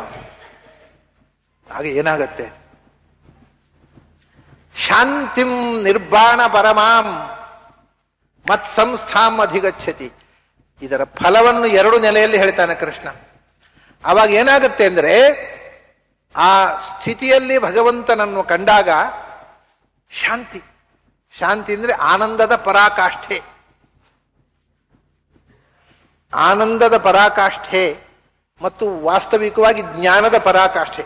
ಒಂದು ಜೀವ ತನ್ನ ಸಾಧನೆಯಿಂದ ಕಾಣಬಹುದಾದ ಅನುಭವದ ಪರಾಕಾಷ್ಠೆ ಅದು ಭಗವತ್ ಸಾಕ್ಷಾತ್ಕಾರ. ಅದ್ರ ಮೇಲೆ ಏನು ಕಾಣ್ಲಿಕ್ಕಿದೆ? ಅದರಿಂದ ಅದು ಈಯ ಅಂತ, ಶಾದ ಅಂತ. ಈ ಅಂದ್ರೆ ಎಕ್ಸ್ಪೀರಿಯನ್ಸ್, ಜ್ಞಾನ, ಇಣಗತವು. ಅವನು ಪಡೆಯಬಹುದಾದ ಜ್ಞಾನದ ಕೊನೆಯ ಜ್ಞಾನ ಅದು. ಅದನ್ನ ಕಂಡಾಗ ಆಗುವ ಆನಂದ ಉಂಟಲ್ಲ, ಅವನು ಜೀವನದಲ್ಲಿ ಅನುಭವಿಸಬಹುದಾದ ಆನಂದದ ಕೊನೆಯ ಆನಂದ ಅದು. ಎರಡೂ ಕೊನೆಯದು. ಅದಕ್ಕಿಂತ ಮಿಗಿಲಾದ ಆನಂದ, ಅದಕ್ಕಿಂತ ಮಿಗಿಲಾದ ಒಂದು ಎಕ್ಸ್ಪೀರಿಯನ್ಸ್, ಕಾಣಿಕೆ, ನೋಟ, ದರ್ಶನ, ಅರಿವು ಬರುವುದು ಸಾಧ್ಯ ಇಲ್ಲ. ಅದರಿಂದ ಅದು ಶಾಂತಿ ಅಂತ. ಆ ಅನುಭವವೇ ಒಂದು ಆನಂದಮಯವಾದ ಅನುಭವ. ಅದಕ್ಕೆ ಸಾಟಿ ಇಲ್ಲದ ಪ್ರಪಂಚದಲ್ಲಿ ಒಬ್ಬ ಜೀವ ಇನ್ನೆಂದೂ ಇಂಥ ಅನುಭವವನ್ನು ಪಡೆಯದಂಥ ಒಂದು ಅಸಾಧಾರಣವಾದ ಆನಂದಮಯವಾದ ಅನುಭವ ಶಾಂತಿಂ.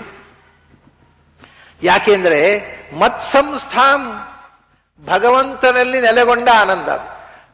ಕೊನೆಗೆ ಡೆಸ್ಟಿನೇಷನ್ ಸಿಕ್ಕಿದ ಆನಂದ. ನಾವು ಯಾವುದೋ ಒಂದು ಊರಿಗೆ ಹೊರಟಿದ್ದೇವೆ, ಅರ್ಜೆಂಟಾಗಿ ಒಂದು ಊರಿಗೆ ಹೋಗಬೇಕು. ಊರಿಗೆ ಹೋಗೋದು ಸರಿ ದಾರಿ ಗೊತ್ತಿಲ್ಲ, ದಾರಿ ತಪ್ಪಿ ಎಲ್ಲೆಲ್ಲೋ ಅಲದು, ಯಾವ್ಯಾವುದೋ ದಾರಿಯಲ್ಲಿ ಹೋಗಿ, ಯಾರ್ಯಾರೋ ಈ ದಾರಿಯಲ್ಲಿ ಹೋಗೋದಕ್ಕೆ ಸುಮ್ಮನೆ ಫೂಲ್ ಮಾಡ್ಲಿಕ್ಕೋಸ್ಕರ ಈ ಕಡೆ ಹೋಗೋದಾದ್ರೆ ಆ ಕಡೆ ತೋರಿಸಿ, ಈ ಕಡೆ ಹೋಗ್ಬೋದು, ಆ ಕಡೆ ಹೋಗಿ ಅಲ್ಲಿ ಅದಲ್ಲಪ್ಪ ಈ ಕಡೆ ನೀವು ಬಂದ ದಾರಿ ತಪ್ಪು, ಪುನಃ ವಾಪಸ್ ಹೋಗ್ಬೇಕು ಅಂತ ಹೇಳಿ ಸುತ್ತಾಡಿ ಸುತ್ತಾಡಿ ಕಾಲು ಸುಸ್ತಾದಾಗ ನಾವು ಹೋಗಬೇಕಾದ ಗುರಿ ಸಿಗುತ್ತಲ್ಲ, ಆ ಆನಂದ. ಹಾಗೆ ಅರಸಿ ಅರಸಿ ಅರಸಿ ಕಣ್ಣು ತೆರೆದರೆ ಎದುರು ಭಗವಂತ ಇದ್ದಾನೆ. ಆ ಡೆಸ್ಟಿನೇಷನ್ ಸಿಕ್ಕಿದಾಗ ಒಂದು ಸಾಮಾನ್ಯ ಒಂದ್ಸರ್ತಿ ಬಹಳ ವರ್ಷದ ಕೆಳಗೆ ಇಲ್ಲೆಲ್ಲ ಗುಡ್ಡ ಇತ್ತು, ಈ ವಿದ್ಯಾಪೀಠದ ಕೆಳಗಡೆ ಬರೇ ಗುಡ್ಡ. ಆ ಗುಡ್ಡ ದಾಟಿಕೊಂಡು ಆಚೆ ಕೆಳಗಡೆ ಒಂದು ನಮ್ಮ ಪರಿಚಿತವರ ಮನೆ ಇತ್ತು, ಅಲ್ಲಿ ಉಳ್ಕೊಂಡಿದ್ದೆ ನಾನು. ರಾತ್ರಿ ಏನಾಯ್ತು, ಅಲ್ಲಿಂದ ಎಲ್ಲೋ ಬರ್ಲಿಕ್ಕೆ ಹೇಳಿದ್ರು ಯಾರೋ ಮನೆಗೆ ಊಟಕ್ಕೆ. ಸರಿ, ಯಾರೋ ಮನೆಗೋ ಹೋಗಿದ್ದೆ, ರಾತ್ರಿ ಕಾರ್ನಲ್ಲಿ ಹೋಗಿದ್ದೆ. ಹೋಗಿ ಅಲ್ಲಿ ಊಟ ಗೀಟ ಆದ್ಮೇಲೆ ಅವನೇನೋ ಮಾತಾಡ್ತಾ ಕೂತು ತುಂಬ ಹೊತ್ತು. ಮಾತೆಲ್ಲ ಮುಗೀತು. ಸುಮಾರು 9:30 ಗಂಟೆಗೆ ಅಲ್ಲಿ 9:30 10 ಗಂಟೆ ಹೊರಟ್ರೆ ಮಳೆ ಬರ್ಲಿಕ್ಕೆ ಶುರುವಾಯಿತು. ಎಲ್ಲ ಅಂಗಡಿಗಳು ಕ್ಲೋಸು, ರಸ್ತೆಯಲ್ಲಿ ಜನ ಇಲ್ಲ, ಮಳೆ ಬರ್ತಾ ಇದೆ. ನಾವು ಬಂದೆ ದಾರಿ ತಪ್ಪಿ ಹೋಯ್ತು ನನಗೆ. ಕಾರಣವನಿಗೆ ನಾನೇ ಹೇಳಬೇಕು, ಅವನು ಹೊಸಬ, ನಾನು ಕರ್ಕೊಂಡು ದಾರಿ ನಾನು ಹೇಳಬೇಕು. ಒಂದು ಅಂದಾಜಿ ವಿದ್ಯಾಪೀಠದ ಹಿಂದ್ಗಡೆ ಅಂದ್ರೆ ಈ ಕಡೆ ಇರಬೇಕು ಅಂತ ಇದ್ಕೊಂಡು ಹೀಗೆ ಹೋಗು ಸುಮ್ಮನೆ ಹೇಳ್ತಾ ಹೋದೆ. ನಾನು ಹೇಳಿದಾಗೆ ಅವ್ನು ತಿರ್ಕೊಂಡು ಬಂದ. ನನಗೆ ಇಷ್ಟ ಆದ್ಮೇಲೆ ಎಲ್ಲಿದ್ದೇನೆ ಎಂದು ಗೊತ್ತಿಲ್ಲ. ಅವನು ಹೇಳ್ತಾ ಇದ್ದೇನೆ, ಎಲ್ಲಿ ಬಂತು ಅಂತ ನನಗೆ ಗೊತ್ತಿಲ್ಲ. ನಾನು ಕಡೆಗೆ ಹೇಳಿದೆ, ಅಪ್ಪ ಇಲ್ಲಿ ಕಾರ್ ನಿಲ್ಲಿಸೊಮ್ಮೆ, ನಾನು ಎಲ್ಲಿವರೆಗೆ ಬಂತು, ಯಾವ ದಾರಿಯಲ್ಲಿದ್ದೇವೆ, ಯಾವ ಏರಿಯಲ್ಲಿದ್ದೇವೆ ಅಂತ ಪರಿಚಯ ಆಗುತ್ತೋ ಅಂತ ಇಳಿದು ಒಮ್ಮೆ ನೋಡ್ತೇನೆ ಅಂತ ಕಾರ್ನಿಂದ ಇಳಿದು ನೋಡ್ತೇನೆ. ನಾನು ಯಾವ ಮನೆ ಹೋಗ್ಬೇಕು ಆ ಗೇಟ್ನ ಬುಡದಲ್ಲಿ ನಿಂತಿದ್ದೆ. ಮತ್ತೆ ಕೇಳ್ತಾ ಎಂಥ ಖುಷಿ ಅಂದ್ರೆ, ಇನ್ನು ಎಲ್ಲಿ ದಾರಿ ತಪ್ಪಿತೋ, ಯಾವ ಕಡೆ ಹೋಗ್ಬೇಕು ಕೇಳುವ ಅಂದ್ರೆ ಜನ ಇಲ್ಲ ಅಂದ್ರೆ ನಾ ಸುಮ್ಮನೆ ಆ 6th ಸೆನ್ಸ್ ಹ್ಯಾಕ್ ಕೆಲಸ ಮಾಡ್ತೇನೆ ನೋಡಿ. ಅಲ್ಲಿ ನಿಲ್ಲಿಸು ಅಂತ ಹೇಳಿ ಕೆಳಗಿಳಿದು ನೋಡಿದರೆ ನಾನು ಯಾರ ಮನೆಯಲ್ಲಿ ಉಳ್ಕೊಂಡಿದ್ದೇನೆ ಅವ್ರ ಮನೆ ಗೇಟ್ನಲ್ಲೇ ಎದುರಿನಲ್ಲೇ ನಿಂತಿದ್ದೇನೆ ನಾನು.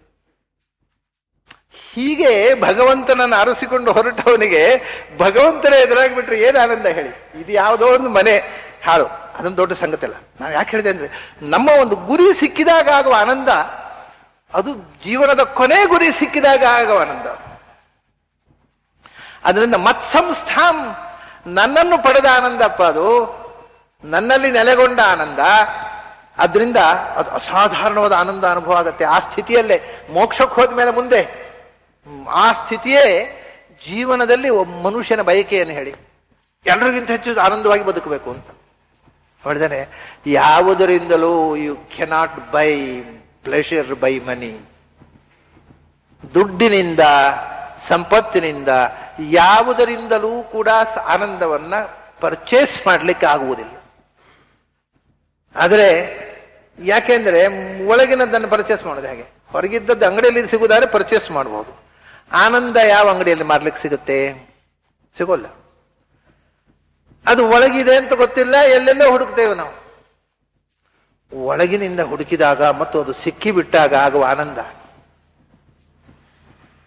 ಅದು ಅಸಾಧಾರಣವಾದ ಆನಂದ, ಅದು ಅದ್ಭುತವಾದ ಆನಂದ. ಅದೇ ಸಾಕು ಅಂತಾನೆ. ಜೀವನದಲ್ಲಿ ಮನುಷ್ಯ ಬಯಸುವುದೇ ಆನಂದ. ಆ ಆನಂದಕ್ಕೆ ಸಾಟಿ ಇಲ್ಲ. ಅಂಥ ಆನಂದ ಒಳಗಿನಿಂದ ಆಗತ್ತೆ. ಇನ್ನೊಂದು ವಿಶೇಷಣ ಕೊಟ್ಟ, ನಿರ್ವಾಣ ಪರಮಾಂ ಶಾಂತಿಂ. ಅಷ್ಟೇ ಅಲ್ಲ, ಇನ್ನೂ ಮುಂದೆ ಇದೆ ಅದರ ಫಲ. ಇಲ್ಲಿಗೆ ಮುಗೀತು ಅಂತ ತಿಳ್ಕೊಬೇಡಿ. ಅಷ್ಟೇನಾ? ಹಾಗಾದ್ರೆ ಧ್ಯಾನ ಕಾಲದಲ್ಲಿ ತುಂಬಾ ಸಂತೋಷ ಆಗತ್ತೆ. ಮತ್ ಪುನಃ ಭಚಿತಿ ಅಲ್ವ ಎದ್ದ ಮೇಲೆ ವ್ಯವಹಾರ, ಪ್ರಪಂಚ, ತಾಪತ್ರಯ ಅದೇ ತಾನೇ ಅಂದ್ರೆ ಅಲ್ಲ.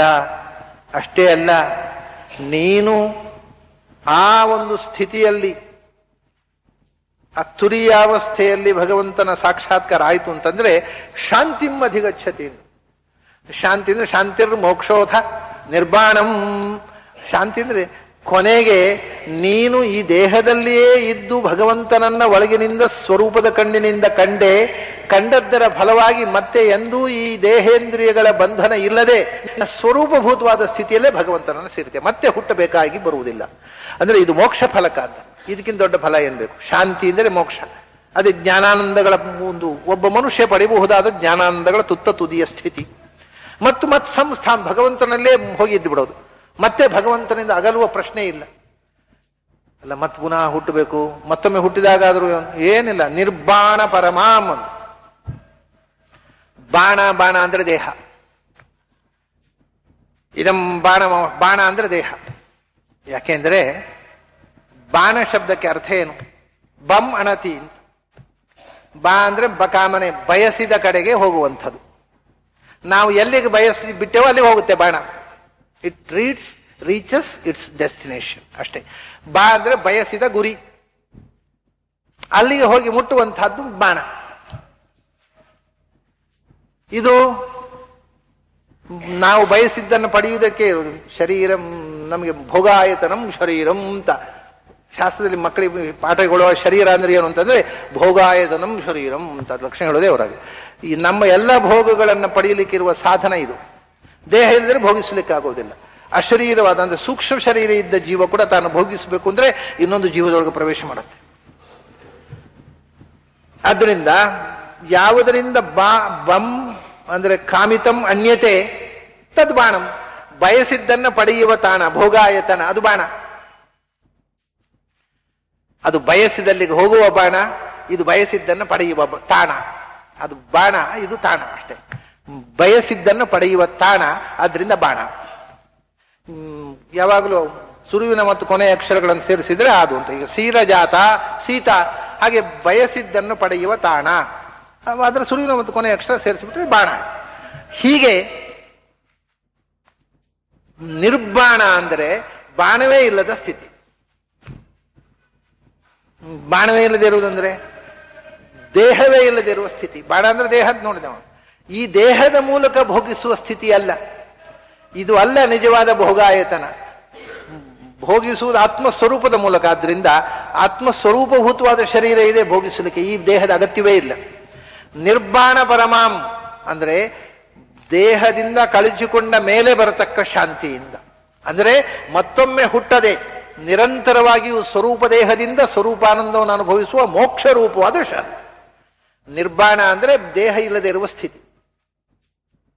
ಸಾಮಾನ್ಯವಾಗಿ ನಮ್ಮಲ್ಲಿ ಹೇಳ್ತಾರೆ, ಅವ್ರು ನಿರ್ವಾಣ ಹೊಂದಿದ್ರು, ಯಾರಾದರೂ ಪುಣ್ಯಾತ್ಮರು ಹೋದ್ರೆ ಅವ್ರು ನಿರ್ವಾಣ ಹೊಂದಿದ್ರು ಅಂತ. ದೊಡ್ಡವರು ಅವರು ಸತ್ರು ಅಂತ ಹೇಳ್ಬಾರ್ದು, ಮತ್ತೆ ನಿರ್ವಾಣ ಹೊಂದಿದ್ರು ಕಡೆ ಶಬ್ದ ಆದರೂ ದೊಡ್ಡದಿರ್ಬೇಕು. ಅವ್ರ ಯೋಗ್ಯತೆ ದೊಡ್ಡದಿಲ್ದಿದ್ರು, ಶಬ್ದ ಆದ್ರೂ ದೊಡ್ಡದಿರ್ಬೇಕು. ಅವರು ಸತ್ರು ಅಂತ ಹೇಳ್ಬಾರ್ದಪ್ಪ, ನಿರ್ವಾಣ ಹೊಂದಿದ್ರು. ಹಾಗಂದ್ರೆ ಏನು ಏನಂತ ಹೇಳೋರಿಗೂ ಗೊತ್ತಿಲ್ಲ, ಹೋದವರಿಗೂ ಗೊತ್ತಿಲ್ಲ. ನಿರ್ವಾಣ ಅಂತಂದ್ರೆ ನಿರ್ಬಾಣ. ವಾಣ ಬಾಣ ಅಂತ, ಬಾಣವನ್ನು ವಾಣ ಅಂತ ಹೇಳ್ತಾರೆ. ನಿರ್ಬಾಣ ಅಂದ್ರೆ ದೇಹಾತೀತವಾದ ಸ್ಥಿತಿ. ತಮಾಷೆ ಏನಂದ್ರೆ ಧ್ಯಾನದಲ್ಲಿ ಕೂಡ ಅವರು ದೇಹಾತೀತವಾದ ಸ್ಥಿತಿಗೆ ಹೋಗ್ತಾರೆ. ಅಲ್ಲಿಯೂ ನಿರ್ಬಾಣ ಪರಮಾಂ ಶಾಂತಿಂ. ಆ ತುರಿಯಾವಸ್ಥೆ ಉಂಟಲ್ವಾ, ಅವನು ದೇಹಾತೀತವಾದ ಸ್ಥಿತಿಗೆ ಹೋಗ್ತಾನೆ.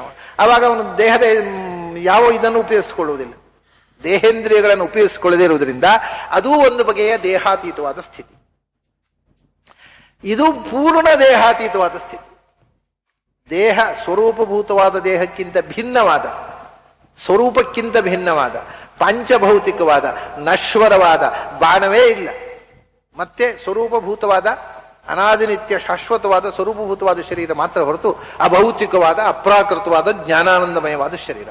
ಈ ನಿರ್ಬಾಣ ಹೊರಟು ಬಿಡುತ್ತೆ. ನಿರ್ಬಾಣ ಉತ್ತರಕಾಲೀನ, ಅದರ ಅನಂತರ ಅಂದ್ರೆ ದೇಹ ಬಂಧನವನ್ನು ಕಳಚಿಕೊಂಡು ಭಗವಂತನಲ್ಲಿ ಶಾಶ್ವತವಾಗಿ ನೆಲೆಸಿ ಶಾಶ್ವತವಾದ ಆನಂದವನ್ನು ಅನುಭವಿಸ್ತಾನೆ. ಇದು ಧ್ಯಾನದ ಫಲ. ಧ್ಯಾನದಿಂದ ಧ್ಯಾನೋತ್ತರ ಕಾಲೀನ ಮಹಾಧ್ಯಾನ, ತುರಿಯಾವಸ್ಥೆಯಲ್ಲಿ ಆತ್ಮಸ್ವರೂಪವೇ ಮಾಡುವ ಧ್ಯಾನ, ಅದರಿಂದ ಭಗವತ್ ಸಾಕ್ಷಾತ್ಕಾರ, ಅಲ್ಲಿಂದ ಶಾಶ್ವತವಾಗಿ ಭಗವಂತನಲ್ಲಿ ಸ್ಥಿತಿ ಮತ್ತು ಶಾಶ್ವತವಾದ ಆನಂದಮಯವಾದ ಸ್ಥಿತಿ. ಶಾಂತಿಂ ನಿರ್ಬಾಣ ಪರಮಾಂ.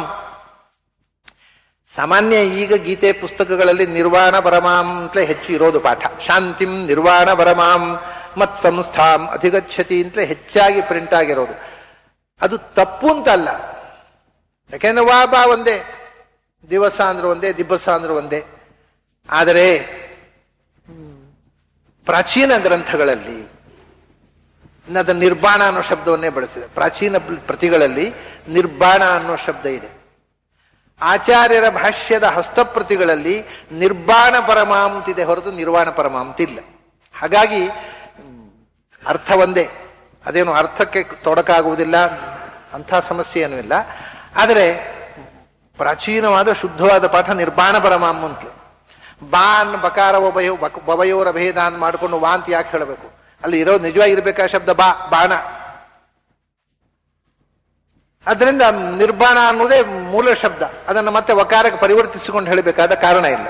ಶಾಂತಿಂ, ಗೀತಾ ಪಾಠವು ಹೀಗೆ, ಶಾಂತಿಂ ನಿರ್ಬಾಣ ಪರಮಾಂ ಮತ್ ಸಂಸ್ಥಾಂ ಅಧಿಗಚ್ಚತಿ ಇದೆ. ಅದನ್ನ ಅಧಿಗಚ್ಚತಿ ಅಂದ್ರೆ ಅದು ಅತ್ಯಂತ ಅಧಿಕವಾದಂತಹ ಸ್ಥಿತಿ.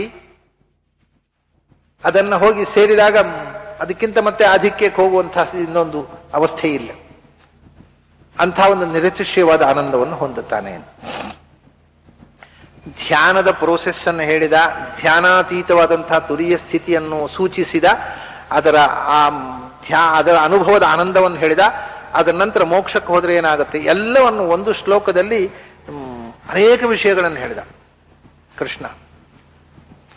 ಮತ್ತೆ ಪುನಃ ಸರಳವಾಗಿ ಬಾಹ್ಯ ಪ್ರಪಂಚಕ್ಕೆ ಬರ್ತಾನೆ. ಈ ಸ್ಥಿತಿಗೆ ಹೋಗಬೇಕಾಗಿದ್ದರೆ ಇರಬೇಕಾಗಿರತಕ್ಕಂಥ ನಮ್ಮ ಡಿಸಿಪ್ಲಿನ್ಗಳು ಹೇಗಿರಬೇಕು ಅಂತ ಹೇಳ್ಕೊಂಡ್ರು. ಆಹಾರ ವಿಹಾರಗಳು ಹೀಗಿರ್ಬೇಕು ಅಂತ ಹೇಳ್ಕೊಂಡು ಮಾತ್ರ. ಆ ಆಹಾರದ ಕೆಲವು ನಿಯಮಗಳು,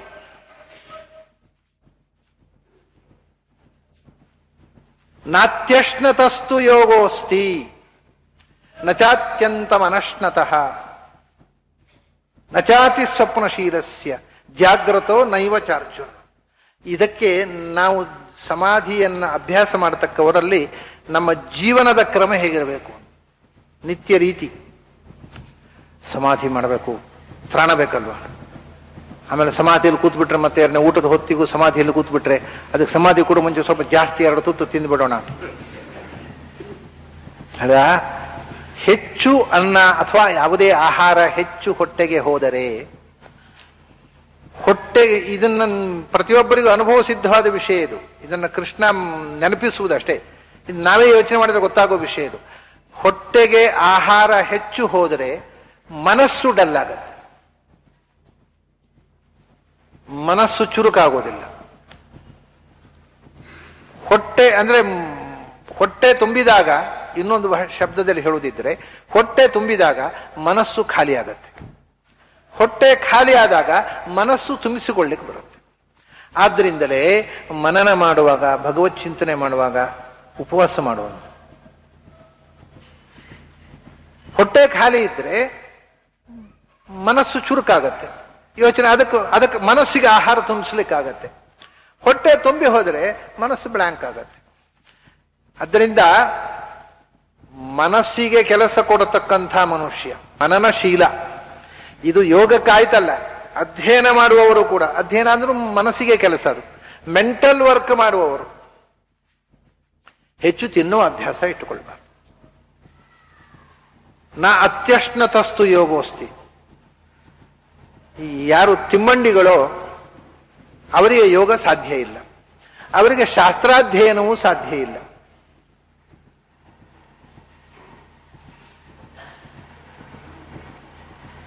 ಆಹಾರ, ಮಿತವಾದ ಆಹಾರವನ್ನು ಸೇವನೆ ಮಾಡಲಿಕ್ಕೆ ಅಭ್ಯಾಸ ಮಾಡಬೇಕು.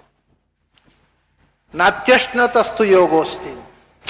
ಅಲ್ರಿ, ನೀವು ಮಿತ ಅಂತೀರಿ, ನನಗೆ ದೇವರು ಒಲಿಯಬೇಕು ಅಂತ ನಾನು ಉಪವಾಸ ಮಾಡ್ತೇನೆ. ಉಪವಾಸ ಮಾಡಿದ್ರೆ ಒಳ್ಳೇದು ಅಂತ ಹೇಳಿದಿಲ್ಲ. ನೀವು ಉಪವಾಸ ಮಾಡಿ ಧ್ಯಾನ ಮಾಡ್ತೇನೆ.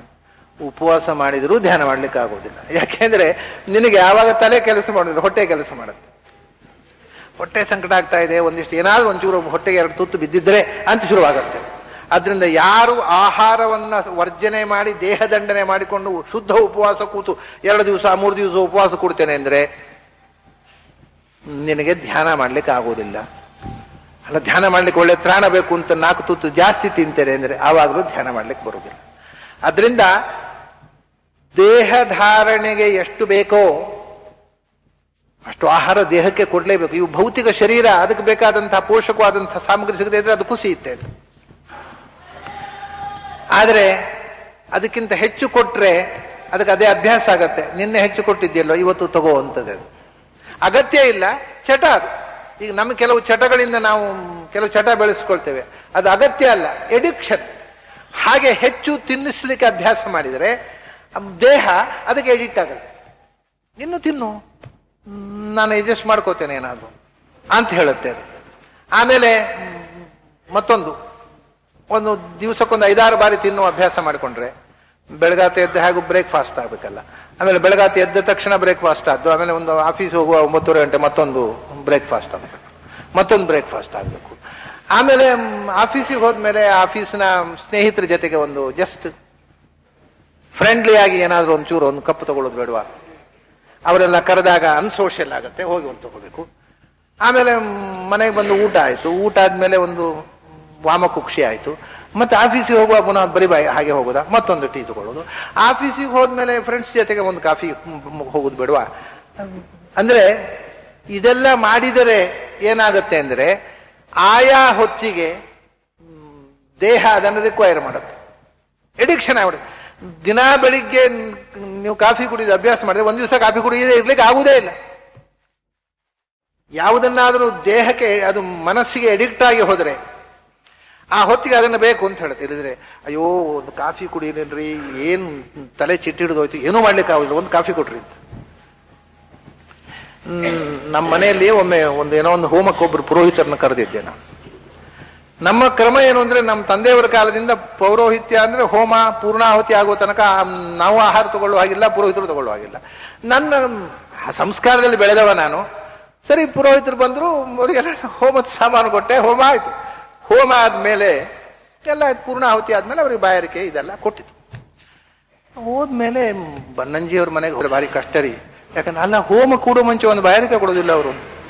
ನನಗೆ ಈ ವಿಷಯ ಗೊತ್ತಿರ್ಲಿಲ್ಲ. ಓಹೋ, ಹೋಮ ಕೂಡುವ ಮುಂಚೆ ಅವ್ರಿಗೆ ಕಾಫಿ ತಿಂಡಿ ಕೊಟ್ಟು ಅವ್ರ ಹೊಟ್ಟೆ ತುಂಬಿಸಿ ಹೋಮ ಕೂಡಿಸ್ಬೇಕು, ಈ ವಿಷಯ ಗೊತ್ತಿರ್ಲಿಲ್ಲ. ಆಮೇಲೆ ಹೇಳಿದ, ಸ್ವಾಮಿ ಏನು ಬೇಕಾದ್ರೆ ತಿನ್ನಿ, ಯಾಕೆಂದ್ರೆ ನೀವು ಹೋಮ ಮಾಡಿದ್ರಿಂದ ಯಾವುದೇವ್ರಿಗೂ ತೃಪ್ತಿ ಆಗುದಿಲ್ಲ ಅಂತ ಗ್ಯಾರಂಟಿ, ನಿಮ್ಗಾದ್ರೂ ತೃಪ್ತಿ ಆಗಲಿ, ತಿನ್ನಿ ಮಾಡಿ ಅಂತ. ಈಗ ಏನು ಅಂದ್ರೆ, ನಾನು ಮನೆಗೆ ಯಾರು ಬಂದ್ರು ಪುರೋಹಿತರು ಮೊದಲು ಕಾಫಿ ತಿಂಡಿ ಕೊಟ್ಬಿಡೋದು ಅವರಿಗೆ. ಯಾಕೆಂದ್ರೆ ಅವರೊಳಗಿರುವ ವೈಶ್ವಾದ್ರಾದ್ರೂ ತೃಪ್ತಿ ಆಗಲಿ, ಈಗ ಕುಂಡದಲ್ಲಿರುವ ವೈಶ್ವಾದ ತೃಪ್ತಿ ಆಗೋದಿಲ್ಲ. ಆಮೇಲೆ ಹೋಮ ಮಾಡ್ರಿ, ಅವ್ರು ಬೈಕೋತ ಹೋಮ ಮಾಡೋದು ಬೇಡ. ನನ್ಗೆ ಗೊತ್ತೇ ಇರಲಿಲ್ಲ ವಿಷಯ. ಬಂದ ತಕ್ಷಣ ಕಾಫಿ ತಿಂಡಿ ಕೊಡ್ಲಿಲ್ಲ ಅಂತ ದೊಡ್ಡ ಕಂಪ್ಲೇಂಟ್ ಮಾಡಿ, ಇನ್ಮೇಲೆ ಬನ್ನಂಜಿ ಅವರು ಕರೆದ್ರೆ ಪೌರೋಹಿತ್ಯಕ್ಕೆ ಹೋಗಬಾರ್ದಪ್ಪ, ಅವರು ಒಂದು ಕಾಫಿ ತಿಂಡಿ ಕೊಡುವುದಿಲ್ಲ ಹೋಮ ಕೊಡುವ ಮುಂಚೆ ಅಂತ ಹೇಳಿಬಿಟ್ರು ಒಬ್ರು. ಎಲ್ಲ ಪುರೋಹಿತರನ್ನ ಟೀಕೆ ಮಾಡ್ತೇನೆ ತಿಳ್ಕೊಬೇಡಿ, ಒಂದು ನಡೆದ ಘಟನೆ ಹೇಳಿದೆ ಅಷ್ಟೇ. ಇವತ್ತಿಗೂ ಒಳ್ಳೆ ರೀತಿಯಿಂದ ಮಾಡುವವರಿದ್ದಾರೆ, ಅದು ಬೇರೆ ವಿಷಯ. ಅದೇ ಹೀಗೆ ಆಗ್ತಾ ಇದೆ ಪರಿಸ್ಥಿತಿ. ಆದರೆ ಅದರಿಂದ ಆಹಾರ ಸೇವನೆ ಅದು ಅಭ್ಯಾಸ ಆಗ್ಬಿಟ್ಟಿದೆ ಅವರಿಗೆ. ಎಲ್ಲ ಮನೆಯಲ್ಲಿ ಹೋದ ತಕ್ಷಣ ಕಾಫಿ ತಿಂಡಿ ಕೊಡ್ತಾರೆ, ಆಮೇಲೆ ಅವರು ಅಗ್ನಿ ಪ್ರತಿಷ್ಠೆ ಮಾಡುವುದು. ಹಾಗಾಗಿ ಇಲ್ಲಿ ನಮ್ಮನೆ ಬಂದ ಪುಚ್ಚಿತೆ ಆಯ್ತು. ಇದನ್ನು ಹೇಳಿದಿಷ್ಟೇ ಉದ್ದೇಶ. ದೇಹಕ್ಕೆ ಒಂದು ಅಭ್ಯಾಸ ಮಾಡಿದರೆ ಆ ಹೊತ್ತಿಗೆ ಅದನ್ನು ರಿಕ್ವೈರ್ ಮಾಡುತ್ತೆ. ಆದ್ರಿಂದ ದಿವಸಕ್ಕೆ ಒಂದು 6 ಸರ್ತಿ ಕಾಫಿ ಕುಡಿಯುವ ಅಭ್ಯಾಸ ಮಾಡಿದರೆ 6 ಸರ್ತಿ ಕಾಫಿ ದೇಹಕ್ಕೆ ದೇವರಾಣೆಗೂ ಬೇಡ, ಆದ್ರೆ ಅದು ರಿಕ್ವೈರ್ ಕೊಡು, ಕಾಫಿ ಕುಡಿ, ಟೈಮ್ ಆಯ್ತಲ್ವಾ ಕುಡಿ ಅನ್ನತ್ತಾರೆ. ಇಷ್ಟೇ ವಿಷಯ. ಅದು ಬರೇ ಅಡಿಕ್ಷನ್, ಅಭ್ಯಾಸ, ಚಟ. ಆದ್ದರಿಂದಲೇ ಆ ಹೊತ್ತಿಗೆ ಮಾತ್ರ ಅದು, ಬೇರೆ ಸಮಯದಲ್ಲಿ ಏನು ಕೇಳೋದಿಲ್ಲ. ಈಗ ನೋಡಿ, ನಾವು ಮಧ್ಯಾಹ್ನ ಊಟ ಮಾಡೋದು ಅಂತ ಅಭ್ಯಾಸ ಇಟ್ಕೊಂಡಿದ್ರೆ ಏಕಾದಶಿ ಉಪವಾಸ ಮಾಡ್ತಾರೆ ಅಂತ ಇಟ್ಕೊಳ್ಳಿ. ಏಕಾದಶಿ ಉಪವಾಸ ಮಾಡಿದ್ರೆ ಕೆಲವರಿಗೆ ಏನು ಸಂಶಯ ಅಂದ್ರೆ, ಅಯ್ಯೋ ಏಕಾದಶಿ ಇಡೀ ದಿವಸ ಹಸಿವಾಗ್ತಾ ಇರುತ್ತೆ, ಎಷ್ಟು ಕಷ್ಟಪಡ್ತಾರೋ ಅಂತ. ಏಕಾದಶಿ ದಿವಸ ಹಸಿವಿನ ಫೀಲಿಂಗ್ ಬರೋದು ಯಾವಾಗ ಗೊತ್ತಾ? ಮುಂಚಿನ ದಿವಸ ಮಧ್ಯಾಹ್ನ ಊಟ ಮಾಡಿದ್ರೆ ಮರು ದಿವಸ ಊಟದ ಹೊತ್ತಿಗೆ ಮಾತ್ರ. ಆ ಊಟದ ಹೊತ್ತಿಗೆ ಈಗ ಅನ್ನ ಬರುತ್ತೆ, ನಾನು ರೆಡಿ ಆಗ್ಬೇಕು ಅಂತ ಪಚನೇಂದ್ರಿಯ ಇಟ್ ಸ್ಟಾರ್ಟ್ಸ್ ಫಂಕ್ಷನಿಂಗ್. ಅದೇ ನಮಗೆ ಹಸಿವಿನ ಫೀಲಿಂಗ್ ಆಗಿ ಕಾಣೋದು. ಆ ಹೊತ್ತು ದಾಟಿದ ಕೂಡಲೇ, ಇವತ್ತು ಬರಲಿಲ್ಲ, ಕೆಲಸ ಇಲ್ಲ, ಸುಮ್ಮನೆ ಕೂತ್ಬಿಡುತ್ತೆ, ಆಮೇಲೆ ಹಸಿವು ಹೋಗೋದು. ವಿಷಯ ಏನಿದೆ ಅಂದ್ರೆ, ಇಡೀ ದಿವಸ ಹಸಿವಾಗೋದಿಲ್ಲ. ಆ ಯಾವ ದಿನ ತಿನ್ನುವ ಹೊತ್ತಿಗೆ ಆ ಹೊತ್ತಿಗೆ ಅದು ಹಸಿವು ಅಂತ ಫೀಲಿಂಗ್ ಕೊಡುತ್ತೆ. ಆ ಹೊತ್ತು ದಾಟಿ ಬಿಟ್ರೆ ಮತ್ತೆ ಹಸಿವಾಗೋಲ್ಲ. ಅದನ್ನ 24 ಗಂಟೆಯೂ ಹಸಿವಾಗ್ತಾ ಇರುವುದಿಲ್ಲ ಉಪವಾಸ ಮಾಡುವವರಿಗೆ. ಅದಕ್ಕೆ ಅದು ಉಪವಾಸ ಮಾಡದವರಿಗೆ ಅದೊಂದು ಭ್ರಮೆ, 24 ಗಂಟೆ ಹಸಿ ಆಗತ್ತೆ ಕಾಣತ್ತೆ, ಅದು ಕಷ್ಟಪಟ್ಟು. ಇಲ್ಲ, ಅದು ಊಟ ಮುಂಚಿನ ದಿವಸ ಊಟ ಮಾಡಿದ ಹೊತ್ತಿಗೆ ಮರು ದಿವಸ ರಾತ್ರಿ ಊಟ ಆ ಹೊತ್ತಿಗೆ ಮಾತ್ರ. ಅದೇ ನೀವು 6-7 ಸರ್ತಿ ಕಾಫಿ ಕೂಡ 6-7 ಸರ್ತಿ ಹಸುವಾಗಲಿ ಶುರುವಾಗಿದೆ ಏಕಾದಶಿ ದಿವಸ. ಓ, ಇವತ್ತು ಕಾಫಿ ಹೊತ್ತಿಗೆ ಕಾಫಿ ಇಲ್ಲ, ತಿಂಡಿ ಹೊತ್ತಿಗೆ ತಿಂಡಿ ಇಲ್ಲ ಅಂದ್ರೆ ಬೆಳಿಗ್ಗೆ ಸಂಜೆ ಬರೀ ತಿಂತಾನೆ ಇದ್ದದ್ದು, ಏಕಾದಶಿ ಇಲ್ಲಲ್ಲ, ಬಹಳ ಬಚ್ಚಿತ. ಹಾಗಾಗಿ ಅದನ್ನ ಆಹಾರ ದೇಹಕ್ಕೆ ಎಷ್ಟು ಬೇಕು ಅಷ್ಟು ಮಾತ್ರ ಸೇವಿಸಬೇಕು ಹೊರತು ಅತ್ಯಶ್ನತಃ ಅಂತ ಅಗತ್ಯಕ್ಕಿಂತ ಹೆಚ್ಚು ತಿನ್ನುವವನಿಗೆ ಮನಸ್ಸನ್ನು ನಿಯಂತ್ರಣ ಮಾಡ್ಲಿಕ್ಕೆ ಆಗೋದಿಲ್ಲ. ನಚ ಅತ್ಯಂತ ಮನಶ್ನತಃ. ನಾವು ಉಂಡ ಆಹಾರದಲ್ಲಿ ಅನ್ನಮಶಿತಂ ತ್ರೇಧಾ ವಿಧೀಯತೆ ತತ್ರ ಯೋನಿಷ್ಠಸ್ತನ್ ಮನಃ. ನಾವು ಉಂಡ ಆಹಾರದಲ್ಲಿ ಅತ್ಯಂತ ಸೂಕ್ಷ್ಮವಾದ ಎಸೆನ್ಸು ಬ್ರೈನ್ ಸೆಲ್ಸಿಗೆ ಹೋಗುತ್ತೆ. ಮಧ್ಯಂ ತನ್ ಮಾಂಸಂ, ನೆತ್ತರು ಮಾಂಸ ಆಗತ್ತೆ. ಆಮೇಲೆ ಅದರಲ್ಲಿರತಕ್ಕಂತಹ ಸ್ಥೂಲ ಭಾಗ ಮಲವಾಗಿ ಹೊರಗೆ ಹೋಗುತ್ತೆ. ಆದ್ರಿಂದ ಅದರ ಸೂಕ್ಷ್ಮ ಭಾಗ, ಉಂಡ ಆಹಾರದ ಸೂಕ್ಷ್ಮ ಭಾಗವೇ ನಮ್ಮ ಮನಸ್ಸಿಗೆ ಬಲವನ್ನು ಕೊಡತಕ್ಕಂಥ ಫುಡ್ ಅದು. ಯೋನಿಷ್ಠಸ್ತನ್ಮನಃ. ಅದರಿಂದ ಆಹಾರ ತೆಗೆದುಕೊಳ್ಳದಿದ್ರೆ ಮೈಂಡ್ ಬಿಕಮ್ಸ್ ವೀಕ್, ಯೋಚನೆ ಮಾಡುವ ಶಕ್ತಿಯನ್ನು ಕಳ್ಕೊಳ್ಳುತ್ತೆ ಅದು. ಆಹಾರ ಹೆಚ್ಚು ಕೊಟ್ರೆ ಕೊಬ್ಬು ಬರುತ್ತೆ ಅದಕ್ಕೆ. ನಾನು ಧ್ಯಾನ ಮಾಡೋಲ್ಲ, ಏನ್ ಮಾಡಿದ್ರು ನಿದ್ದೆ ಮಾಡ್ತೇನೆ ಅನ್ನತ್ತೆ. ಆದ್ರಿಂದ ಹೆಚ್ಚು ಕೊಟ್ಟರು ಉಪಚೀತಿ, ಕೊಡದೇ ಇದ್ರು ಉಪಚೀತಿ. ಅದರಿಂದ ನಾತ್ಯಶ್ನತಸ್ತು ಯೋಗೋಸ್ತಿ ನಚಾತ್ಯಂತಂ ಅನಶ್ನತಃ. ಹಾಗೆಯೇ ನಚಾತಿ ಸ್ವಪ್ನಶೀಲಸ್ಯ ಜಾಗ್ರತೋ ನೈವಚಾರ್ಜುನ ನಚಾತಿ ಸ್ವಪ್ನಶೀಲಸ್ಯ. ಹಾಗೆಯೇ ತುಂಬಾ ನಿದ್ರೆ ಮಾಡತಕ್ಕಂಥ ಅಭ್ಯಾಸವನ್ನು ಬೆಳೆಸಿಕೊಂಡ್ರೆ ಧ್ಯಾನ ಮಾಡ್ಲಿಕ್ಕೆ ಆಗುದು. ಯಾಕಂದ್ರೆ ಧ್ಯಾನ ಮಾಡುವಾಗಲೂ ನಿದ್ರೆ ಬರುತ್ತೆ ಅಷ್ಟೇ, ಇನ್ನೇನಿಲ್ಲ. ಕಣ್ಣು ಮುಚ್ಚಿ ಕೂತು ಕೂಡಲೇ ನಿದ್ರೆ ಬಂದಾಯ್ತು ಅವ್ರಿಗೆ, ಮತ್ತೆ ಧ್ಯಾನ ಎಲ್ಲಿ. ಯಾರು ತುಂಬಾ ನಿದ್ರೆ ಮಾಡುವ ಅಭ್ಯಾಸವನ್ನು ಬೆಳೆಸಿಕೊಳ್ತಾರೆ, ಮಲಗ್ತಾ ಇರೋದು ಸುಮ್ಮನೆ ಫ್ರೀ ಇದ್ದಾಗೆಲ್ಲ ಮಲ್ಕೋದು. ಈಗ ಒಂದು ಸಂಡೇಗೆ ಇಡೀ ದಿವಸ ಮಲ್ಕೊಳ್ತಾರೆ ಕೆಲವರು. ಯಾಕಂದ್ರೆ ಏನು ಕೆಲಸ ಇಲ್ಲ, ಅದಕ್ಕೆ ಮಲ್ಕೊಂಡೆ, ಮಲ್ಕೊಂಡು ಕೂಡ ಆರಾಮ ನಿದ್ದೆ ಬಂದ್ಬಿಡ್ತದೆ. ಅದನ್ನ ಮಲ್ಕೊಳ್ಳುವ ಚಟವು ಆಹಾರದ ಚಟದಷ್ಟೇ ಅಪಾಯಕಾರಿ. ಎಷ್ಟು ಹೊತ್ತು ನಾವು ಮಲ್ಕೊಳ್ಳಿಕ್ಕೆ ಅಭ್ಯಾಸ ಮಾಡಿದೇವೋ ಅಷ್ಟೊತ್ತು ಮರುದಿವಸ ಮಲ್ಕೊಳ್ಳುವಂಥದ್ದು. ನಿಜವಾದ ದೇಹಕ್ಕೆ ಬೇಕಾಗಿಲ್ಲ, ದೇಹಕ್ಕೆ ಶಾಸ್ತ್ರೀಯವಾಗಿ ಬೇಕಾಗಿರೋದು 24 ಗಂಟೆಯಲ್ಲಿ ಕರೆಕ್ಟ್ 4 ಗಂಟೆ ನಿದ್ರೆ, 4 ಗಂಟೆ. ಆದ್ರೆ 4 ಅಲ್ಲ, 6 ಗಂಟೆ, 8 ಗಂಟೆ, 10 ಗಂಟೆ ನಾವು ಅಭ್ಯಾಸ. 10 ಗಂಟೆ ನಿದ್ರೆ ಅಂತ ಅಭ್ಯಾಸ ಮಾಡಿದರೆ ಅದು 10 ಗಂಟೆ ನಿದ್ರೆ ಮಾಡುವಂತ ಹೇಳುತ್ತೆ. ಮನಸ್ಸಿಗೆ ಸ್ವಂತ ನಿರ್ಧಾರ ಶಕ್ತಿ ಇಲ್ಲ. ನಾವು ಏನು ಅಭ್ಯಾಸ ಮಾಡಿದೆವೋ ಅದನ್ನು ನಂಚಿಕೊಳ್ಳುತ್ತೆ. ಅದಕ್ಕೆ ಕೃಷ್ಣ ಹೇಳಿದ ನಚ ಅತಿ ಸ್ವಪ್ನಶೀಲಸ್ಯ. ಯಾವಾಗಲೂ ಮಲಗೋ ಅಭ್ಯಾಸ ಆಗಿದ್ರೆ ನೀನೊಂದು ಹಾಸಿಗೆ ಪರ್ಚೇಸ್ ಮಾಡಿ ಮಲ್ಕೊಳ್ಳೋದೇ ಒಳ್ಳೆ, ಧ್ಯಾನ ಮಾಡೋದು ಬಿಟ್ಬಿಡೋದು ಒಳ್ಳೆ. ಅದು ಆಗೋ ಹೋಗೋ ಕೆಲಸ. ಎರಡು, ನಿದ್ರೆ ಮತ್ತು ಧ್ಯಾನ ಎರಡೂ ಆಗೋಲ್ಲ. ಅದನ್ನೇ ಪ್ರಿಫರ್ ಮಾಡು, ನಿದ್ರೆ ಮಾಡು, ಆನಂದವಾಗಿ ನಿದ್ರೆ ಮಾಡು, ನಿನ್ಗೆ ಯಾರೋ ಡಿಸ್ಟರ್ಬ್ ಮಾಡೋಲ್ಲ, ಹೋಗುತ್ತೆ. ಅಲ್ಲಪ್ಪ ನಾನು ನಿದ್ರೆ ಮಾಡೋಲ್ಲ, ಹಗಲು ರಾತ್ರಿ ಜಾಗರ, ಗುಡಾಕೇಶ. ಅರ್ಜುನ ಎಷ್ಟು ದಿವಸ ಬೇಕಾದ್ರೆ ನಿದ್ರೆ ಬಿಟ್ಟು ಯುದ್ಧ ಮಾಡ್ತಿದ್ದ. ಹಾಗೆ ನಾವು ಗುಡಾಕೇಶ, ಗುಡಾಕ ಅಂದ್ರೆ ನಿದ್ರೆ ಅಂತ ಒಂದು ಅರ್ಥ ಇದೆ, ಗುಡಾಕೇಶ ಅಂದ್ರೆ ನಿದ್ರೆಯನ್ನು ಗೆದ್ದವ ಅಂತ. ಹಾಗೆ ನಾವು ನಿದ್ರೆಯನ್ನೇ ಮಾಡದೇ ಇದ್ರೆ ಹಾಗೆ, ನಿದ್ರೆ ಮಾಡದೇ ಇದ್ರೂ ನಿದ್ರೆ ಬರುತ್ತೆ. ನಿದ್ರೆ ತುಂಬಾ ಮಾಡಿದವನಿಗೂ ಕಣ್ಣು ಮುಚ್ಚಿ ಕೂತ್ರೆ ನಿದ್ರೆ ಬರುವುದು. ನಿದ್ರೆ 3 ದಿವಸದಿಂದ ಮಾಡಿದ ಕಣ್ಣು ಮುಚ್ಚಿ ಕೂತ್ರೆ ನಿದ್ರೆ ಬರುವುದು, ಧ್ಯಾನ ಅಲ್ಲ. ಆದ್ರಿಂದ ಜಾಗ್ರತೋ ನೈವಚಾರ್ಜುನ. ನೀನು ನಿದ್ದೆಗೆಟ್ಟರೆ ಖಂಡಿತವಾಗಿ ಧ್ಯಾನ ಮಾಡ್ಲಿಕ್ಕೆ ಆಗುದಿಲ್ಲ. ನಿದ್ರೆ ಮಾಡ್ತಾ ಇದ್ರೆ ಧ್ಯಾನ ಮಾಡ್ಲಿಕ್ಕೆ ಆಗುವುದಿಲ್ಲ. ನಿದ್ರೆಗೆಟ್ರೆ ಖಂಡಿತವಾಗಿ ಮಾಡ್ಲಿಕ್ಕೆ ಆಗುದು. ಯಾಕಂದ್ರೆ ಕಣ್ಣು ಮುಚ್ಚಿದ ತಕ್ಷಣ ನಿದ್ರೇ ಬರುವುದು, ಧ್ಯಾನ ಅಲ್ಲ.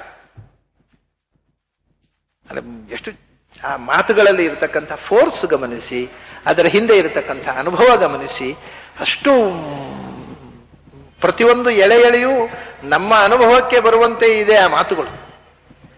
ಅದರಿಂದ ನಾತ್ಯಶ್ನತಸ್ತು ಯೋಗೋಸ್ತಿ ನಚಾತ್ಯಂತ ಮನಶ್ನತಃ ನಚಾತಿ ಸ್ವಪ್ನಶೀಲಸ್ಯ ಜಾಗ್ರತೋ ನೈವಚಾರ್ಜುನ. ಮತ್ತೆ ಹೇಗಿರಬೇಕು? ಯುಕ್ತಾಹಾರ ವಿಹಾರಸ್ಯ ಯುಕ್ತ ಚೇಷ್ಟಸ್ಯ ಕರ್ಮಸು ಯುಕ್ತ ಸ್ವಪ್ನಾವಬೋಧಸ್ಯ ಯೋಗೋ ಭವತಿ ದುಃಖ. ನಿಜವಾದ ಯೋಗಾಭ್ಯಾಸ ಮಾಡಬೇಕಾಗಿದ್ರೆ ತುಂಬಾ ಡಿಸಿಪ್ಲಿನೇರಿಯನ್ ಆಗಿರ್ಬೇಕು. ಶಿಸ್ತು ಅನ್ನೋದು ಬಹಳ ಮುಖ್ಯ ಜೀವನದಲ್ಲಿ. ಶಿಸ್ತು ಇಲ್ಲದ ಬದುಕಿನವರು ಧ್ಯಾನ ಮಾಡಲಿಕ್ಕೆ ಆಗುವುದಿಲ್ಲ. ಎಷ್ಟು ಮಹತ್ವ ಕೊಡ್ತಾನೆ ಡಿಸಿಪ್ಲಿನ್ಗೆ. ಬದುಕಿನಲ್ಲಿ ಪಂಕ್ಚುವಲ್ ಆಗಿ ಪ್ರತಿಯೊಂದು ಕ್ರಿಯೆಯನ್ನು ಒಂದು ಸಮಯಬದ್ಧವಾಗಿ ಶಿಸ್ತುಬದ್ಧವಾಗಿ ಮಾಡುವುದು. ಯುಕ್ತ ಆಹಾರ ವಿಹಾರಸ್ಯ. ಯುಕ್ತ ಅಂದ್ರೆ ಯೋಗಕ್ಕೆ ಎಷ್ಟು ಉಚಿತವೋ ಅಷ್ಟು. ಅಂದ್ರೆ ದೇಹ ಪೋಷಣೆ ಅಷ್ಟರಿಂದ ಆಗಿ ಯೋಗಕ್ಕೆ ದೇಹ ರೆಡಿಯಾಗತ್ತೆ ಅಷ್ಟು. ದೇಹ ಪೋಷಣೆಗಿಂತ ಕಮ್ಮಿ ತಗೊಂಡ್ರು ಅಯುಕ್ತ, ದೇಹ ಪೋಷಣೆಗಿಂತ ಹೆಚ್ಚು ತಗೊಂಡ್ರು ಅಯುಕ್ತ. ಅದರಿಂದ ಎಷ್ಟು ಆಹಾರ ಒಂದು ದೇಹಕ್ಕೆ ಬೇಕು, ಎಷ್ಟು ನಾನು ಅದೇ ಹೇಳಿದೆ, ಬೇಕು ಅಂದ್ರೆ ಈಗ ಕೇಳಿದ್ರೆ ಅದನ್ನ ಎಲ್ಲ ಬೇಕು ಅನ್ನೋದು. ನೀನು ಅಭ್ಯಾಸ ಮಾಡಿ ಅದಕ್ಕೆ ಎಡಿಕ್ಟ್ ಆದ ಮೇಲೆ ಅಲ್ಲ, ಸಹಜವಾಗಿ ಒಂದು ದೇಹಕ್ಕೆ ಎಷ್ಟು ಆಹಾರ ಬೇಕು ಅಷ್ಟು ಮಾತ್ರ ತಗೊಳ್ಳಿಕ್ಕೆ ಅಭ್ಯಾಸ ಪ್ರಾರಂಭದಿಂದ ಮಾಡಿದರೆ ಪ್ರಾಯ ಈ ದೇಶದ ಅನ್ನದ ಸಮಸ್ಯೆ ಪರಿಹಾರ ಆಗುತ್ತೆ. ಅನ್ನ ಇಲ್ಲದೆ ಉಪವಾಸ ಕೂತ್ಕೊಳ್ಳೋ ಪ್ರಶ್ನೆ ಇಲ್ಲ. ಯಾಕೆಂದ್ರೆ ಎಲ್ಲರೂ ಅಗತ್ಯಕ್ಕೆ ತಿಂತಾ ಇದ್ದೇವೆ ನಾವು, ಅದರಲ್ಲಿ ಸಂಶಯವೇ ಇಲ್ಲ. ಅದರಲ್ಲೂ ನಮ್ಮಲ್ಲಿ ಅಂತೂ ಅತಿಥಿ ಸತ್ಕಾರ ಮೊನ್ನೆ ಹೇಳಿದ್ನಲ್ಲ, ತಿನ್ರಿ ತಿನ್ರಿ ದಾಕ್ಷಿಣ್ಯ ಮಾಡ್ಬಿಡಿ, ತಿನ್ರಿ ತಿನ್ರಿ ಅಂತ ಎಲೆಗೆ ಹಾಕಿ ತಿನ್ನಿಸ್ತಾರಲ್ಲ, ಅದು ಭಯಾನಕ. ಯಾಕಂದ್ರೆ ಇಲ್ಲ ಜಾಗ ಇಲ್ಲ ಅಂದ್ರೆ ಇಲ್ಲ ದಾಕ್ಷಿಣ್ಯ ಮಾಡ್ಬಿಡಿ ತಿನ್ರಿ. ಅದು ಏನ್ ಮಾಡ್ಬೇಕು? ಒತ್ತಾಯ ಅದು ಬೇರೆ ಇದೆ. ಅಂದ್ರೆ ಒತ್ತಾಯ ಅಂದ್ರೆ ಅದು ವೇಸ್ಟೇಜ್, ಅದು ಅನಗತ್ಯ. ಆದ್ರೆ ಏನಾಗಿದೆ ನಮ್ಮಲ್ಲಿ ಹಾಗೆ ಒತ್ತಾಯ ಮಾಡ್ತಾರೆ ಅಂತ ಗೊತ್ತಾಗಿ ಬೇಕು ಅಂತ ಹೇಳುವುದೇ ಇಲ್ಲ ಜನ. ಬೇಡ ಬೇಡ ಬೇಡ ಬೇಡ ಅಂತ ಹೇಳುದು ತಂದ ಕೂಡಲೇ. ಯಾಕಂದ್ರೆ ಬೇಡ ಅಂತ ಹೇಳಿದ್ರೆ ಹಾಕ್ತಾರೆ ಅಂತ ಗೊತ್ತವ್ರಿಗೆ. ಈ ಎರಡೂ ವಿಪರೀತ ಆಗ್ಬಿಟ್ಟಿದೆ. ಇವ್ರು ಬೇಕು ಅಂತ ಅನ್ನೋಲ್ಲ, ಬೇಡ ಬೇಡ ಬೇಡ ಬೇಡ ಅಂತ ಬೇಡ ಅಂತ ಹೇಳಿದ ಕೂಡಲೇ ಅವರು ಒತ್ತಾಯ ಮಾಡಿ ಹಾಕ್ತಾರಲ್ವ, ಅದನ್ನ ಬೇಡ ಅಂತ ಹೇಳಿದ್ರೆ ಸೇಫ್ ಒಂದು ಬೇಡ ಅಂತ ಹೇಳ್ಬಿಡ್ತಾರೆ. ಇದು ತಪ್ಪು. ನಮಗೆ ಬೇಕಾದ್ದನ್ನು ಬೇಡ ಅಂತ ಹೇಳುದು ತಪ್ಪು, ಬೇಡ ಆದ್ಮೇಲೆ ಬಡಿಸುವುದು ತಪ್ಪು. ಅಂದ್ರೆ ಯುಕ್ತ ಆಹಾರ ವಿಹಾರಸ್ಯ. ಆಹಾರ ಎಷ್ಟು ದೇಹಕ್ಕೆ, ದೇಹದ ಮೇಂಟೆನೆನ್ಸ್ಗೆ ಎಷ್ಟು ಬೇಕೋ ಅಷ್ಟು ಆಹಾರ ತಗೋಬೇಕು. ಅದಕ್ಕಿಂತ ಹೆಚ್ಚು ತಗೋಬಾರದು, ಅದಕ್ಕಿಂತ ಕಮ್ಮಿ ತಗೋಬಾರದು. ಈಗ ವೈದ್ಯಶಾಸ್ತ್ರಕ್ಕೆ ಬಂದ, ದೇಹಶಾಸ್ತ್ರಕ್ಕೆ ಬಂದ ಕೃಷ್ಣ. ಧ್ಯಾನಕ್ಕೆ ಇದೆಲ್ಲ ಅಗತ್ಯಪ್ಪ. ನಿನ್ನ ದೇಹಕ್ಕೆ ನಿಜವಾಗಿ ಆರೋಗ್ಯವಾಗಿ ಚಟುವಟಿಕೆಯಿಂದ ಇರ್ಲಿಕ್ಕೆ ಎಷ್ಟು ಆಹಾರ ಬೇಕು ಅನ್ನೋದನ್ನು ಮೊದಲು. ಎರಡು ವಿಧ. ಅದು ಯುಕ್ತ ಅಂತಂದ್ರೆ ಎಷ್ಟು ಬೇಕೋ ಅಷ್ಟು ಪ್ರಮಾಣ.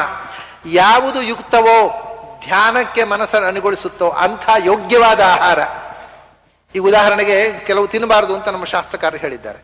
ಅದು ಸುಮ್ಮನೆ ಬೇರೆ ಕೆಲಸ ಇಲ್ಲದೆ ಹೇಳಿದ್ದಲ್ಲ, ಅವು ಧ್ಯಾನಕ್ಕೆ ಬಾಧಕ ಮಾಡ್ತವೆ. ಇವಾಗ ಈರುಳ್ಳಿ, ಓನಿಯನ್ನು ತಿನ್ನಬಾರದು ಅಂತ ಶಾಸ್ತ್ರ ಹೇಳ್ತಾರೆ.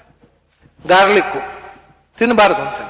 ನ ಕಲಂಜಂ ಭಕ್ಷಯೀತ ನ ಪಲಂಡು ಭಕ್ಷಯೀತ. ಯಾಕೆ ತಿನ್ನಬಾರದು ಅಂದ್ರೆ ಅವು ಔಷಧೀಯ ಮೌಲ್ಯ ಇದೆ ಅವುಗಳಲ್ಲಿ.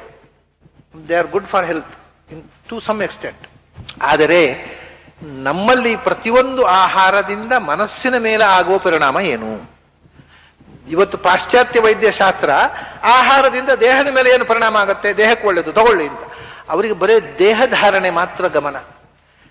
ನಮ್ಮ ವೈದ್ಯಶಾಸ್ತ್ರ ಮನುಷ್ಯನ ದೇಹದ ಮೇಲೆ ಆಹಾರದ ಪರಿಣಾಮ ಏನು, ಮನಸ್ಸಿನ ಮೇಲೆ ಆಹಾರದ ಪರಿಣಾಮ ಏನು. ದೇಹಕ್ಕೆ ಒಳ್ಳೆಯದಾದರೂ ಮನಸ್ಸಿಗೆ ಕೆಟ್ಟದ್ದಾದರೆ ನೀನು ಅಧ್ಯಯನ ಮಾಡುವವ, ಮನನ ಮಾಡುವವ, ಜ್ಞಾನ ಮಾರ್ಗದಲ್ಲಿ ಹೋಗುವ ತಿನ್ಬೇಡ ಅದನ್ನು. ಇವಾಗ ಒಬ್ಬ ಕೃಷಿಕ, ರೈತ ಭೂಮಿಯಲ್ಲಿ ಉರ್ತು ಬೇಸಾಯ ಮಾಡಿ ಮಣ್ಣಿನಲ್ಲಿ ಕೆಲಸ ಮಾಡುವವ, ಅವನು ತಿನ್ನಬಾರದು ಅಂತ ಹೇಳಿಲ್ಲ ಶಾಸ್ತ್ರಕಾರರು. ಅದು ನೀನು ವೇದಾಧ್ಯಯನ ಮಾಡ್ತೀಯೋ, ಶಾಸ್ತ್ರ ಓದ್ತೀಯೋ, ತಿನ್ಬೇಡ. ಯಾಕೆಂದ್ರೆ ಅದು ಮನಸ್ಸಿನ ಮೇಲೆ ಕೆಟ್ಟ ಪರಿಣಾಮ ಮಾಡುತ್ತೆ. ಮನಸ್ಸನ್ನ ಟೆಂಪ್ಟ್ ಮಾಡುತ್ತೆ, ಸ್ಟಿಮ್ಯುಲೇಟ್ ಮಾಡುತ್ತೆ. ನೀವು ಪರೀಕ್ಷೆ ಮಾಡ್ಲಿಕ್ಕೆ ಹೋಗುದು ಬೇಡ, ವಿಷಯ ಒಂದು ಹೇಳ್ತೆ. ಯಾಕಂದ್ರೆ ಅದು ಹೌದು ನೋಡುವ ಅಂತ ಈರುಳ್ಳಿ, ಇವತ್ತು ಈರುಳ್ಳಿ ಪದಾರ್ಥವೇ ಮಾಡಿದ್ದ ಮನೇಲಿ ಹೋಗಿ ಹೇಳಿ ಟೆಸ್ಟ್ ಮಾಡ್ಲಿಕ್ಕೆ ಹೋಗಬೇಡಿ. ಇದು ಟೆಸ್ಟೆಡ್. ಈರುಳ್ಳಿ ಅಥವಾ ಗಾರ್ಲಿಕ್ ಅನ್ನ ತುಂಬಾ ಸೇವಿಸಿದರೆ ಅವತ್ತು ರಾತ್ರಿ ಕೆಟ್ಟ ಕನಸುಗಳು ಬೀಳ್ತವೆ. ಮೈಂಡ್ ಅನ್ನು ಟೆಂಪ್ಟ್ ಮಾಡುತ್ತೆ ಅನ್ನೋದಕ್ಕೆ ಇದೊಂದು ಎಕ್ಸಾಂಪಲ್ಗೆ. ಕೆಟ್ಟ ಕನಸುಗಳು are sexy dreams you will have. ಅದರಿಂದ ಅದು ಮನಸ್ಸಿನ ಮೇಲೆ ಪರಿಣಾಮ ಮಾಡುತ್ತೆ ಅನ್ನುವಂಥ ನಿರ್ವಿವಾದವಾಗಿ ಸಿದ್ಧವಾದ ಸಂಗತಿ. ಅದಕ್ಕೋಸ್ಕರ ಒಬ್ಬ ಶಾಸ್ತ್ರಾಧ್ಯಯನ ಮಾಡುವ, ಶಾಸ್ತ್ರಾಧ್ಯಯನ ಮಾಡೋದೇ ಮೆಡಿಟೇಷನ್ನಿಗೆ ಹೊರತು ಬೇರೆ ಏನು ಮುಖ್ಯ ಉದ್ದೇಶವೇ ಓದಿದ್ದನ್ನ ಮನನ ಮಾಡಬೇಕು ಅಂತ. ಶಾಸ್ತ್ರಾಧ್ಯಯನ ಮಾಡುವುದರ ಉದ್ದೇಶವೇ ಧ್ಯಾನ, ಮೂಲ ಉದ್ದೇಶ. ಅದನ್ನು ಮರೆತು ನಾವು ಓದ್ತಾ ಇದ್ದೀವಿ ಇವತ್ತು. ಅದರಿಂದ ನಿನಗೆ ಶಾಸ್ತ್ರ ಓದುವುದಕ್ಕೆ ಮನಸ್ಸು ಕೆಲಸ ಮಾಡಬೇಕು, ಓದಿದ್ದನ್ನ ಮನನ ಮಾಡಲಿಕ್ಕೆ ಮತ್ತೆ ಮನಸ್ಸೇ ಕೆಲಸ ಮಾಡಬೇಕು. ಅದನ್ನ ಮನಸ್ಸನ್ನು ಕೆಡಿಸುವ ಆಹಾರವನ್ನು ತಿನ್ನಬೇಡ. ಇಷ್ಟೇ. ಅನೇಕ ಆಹಾರಗಳನ್ನು ಯಾವುದನ್ನ ತಿನ್ನಬಾರದು ಅಂತ ಹೇಳಿದ್ದಾರೆ, ಅವು ಎಲ್ಲವೂ ಮನಸ್ಸಿನ ಮೇಲೆ ರಿವರ್ಸ್ ಇಫೆಕ್ಟ್ ಮಾಡತಕ್ಕಂಥವುಗಳು. ದೇಹಕ್ಕೆ ಬಾಧಕ ಅಲ್ಲ, ದೇಹಕ್ಕೇನೂ ಬಾಧಕ ಇಲ್ಲ. ದೇಹಕ್ಕೆ ಒಳ್ಳೆದಾದವೂ ಇವೆ ಅವು ನಿಷೇಧ ಮಾಡಿದ್ದಲ್ಲಿ. ಕಾರಣ ದೇಹ ಒಂದೇ ಅಲ್ಲಪ್ಪ, ದೇಹ ಪ್ರಾಣಿಗೂ ಇದೆ. ನಮಗೊಂದು ಮನಸ್ಸು ಅಂತ ಕೊಟ್ಟಿದ್ದಾನೆ ಭಗವಂತ, ಅದನ್ನು ಜೋಪಾನವಾಗಿ ಬೆಳೆಸಬೇಕು. That is more important than physical development. Physical ಬೇಕು, ಈ ದೇಹ ಇಲ್ಲದೆ ಮನಸ್ಸು ಇಲ್ಲ. ಅದರಿಂದ strong body can sustain the strong mind.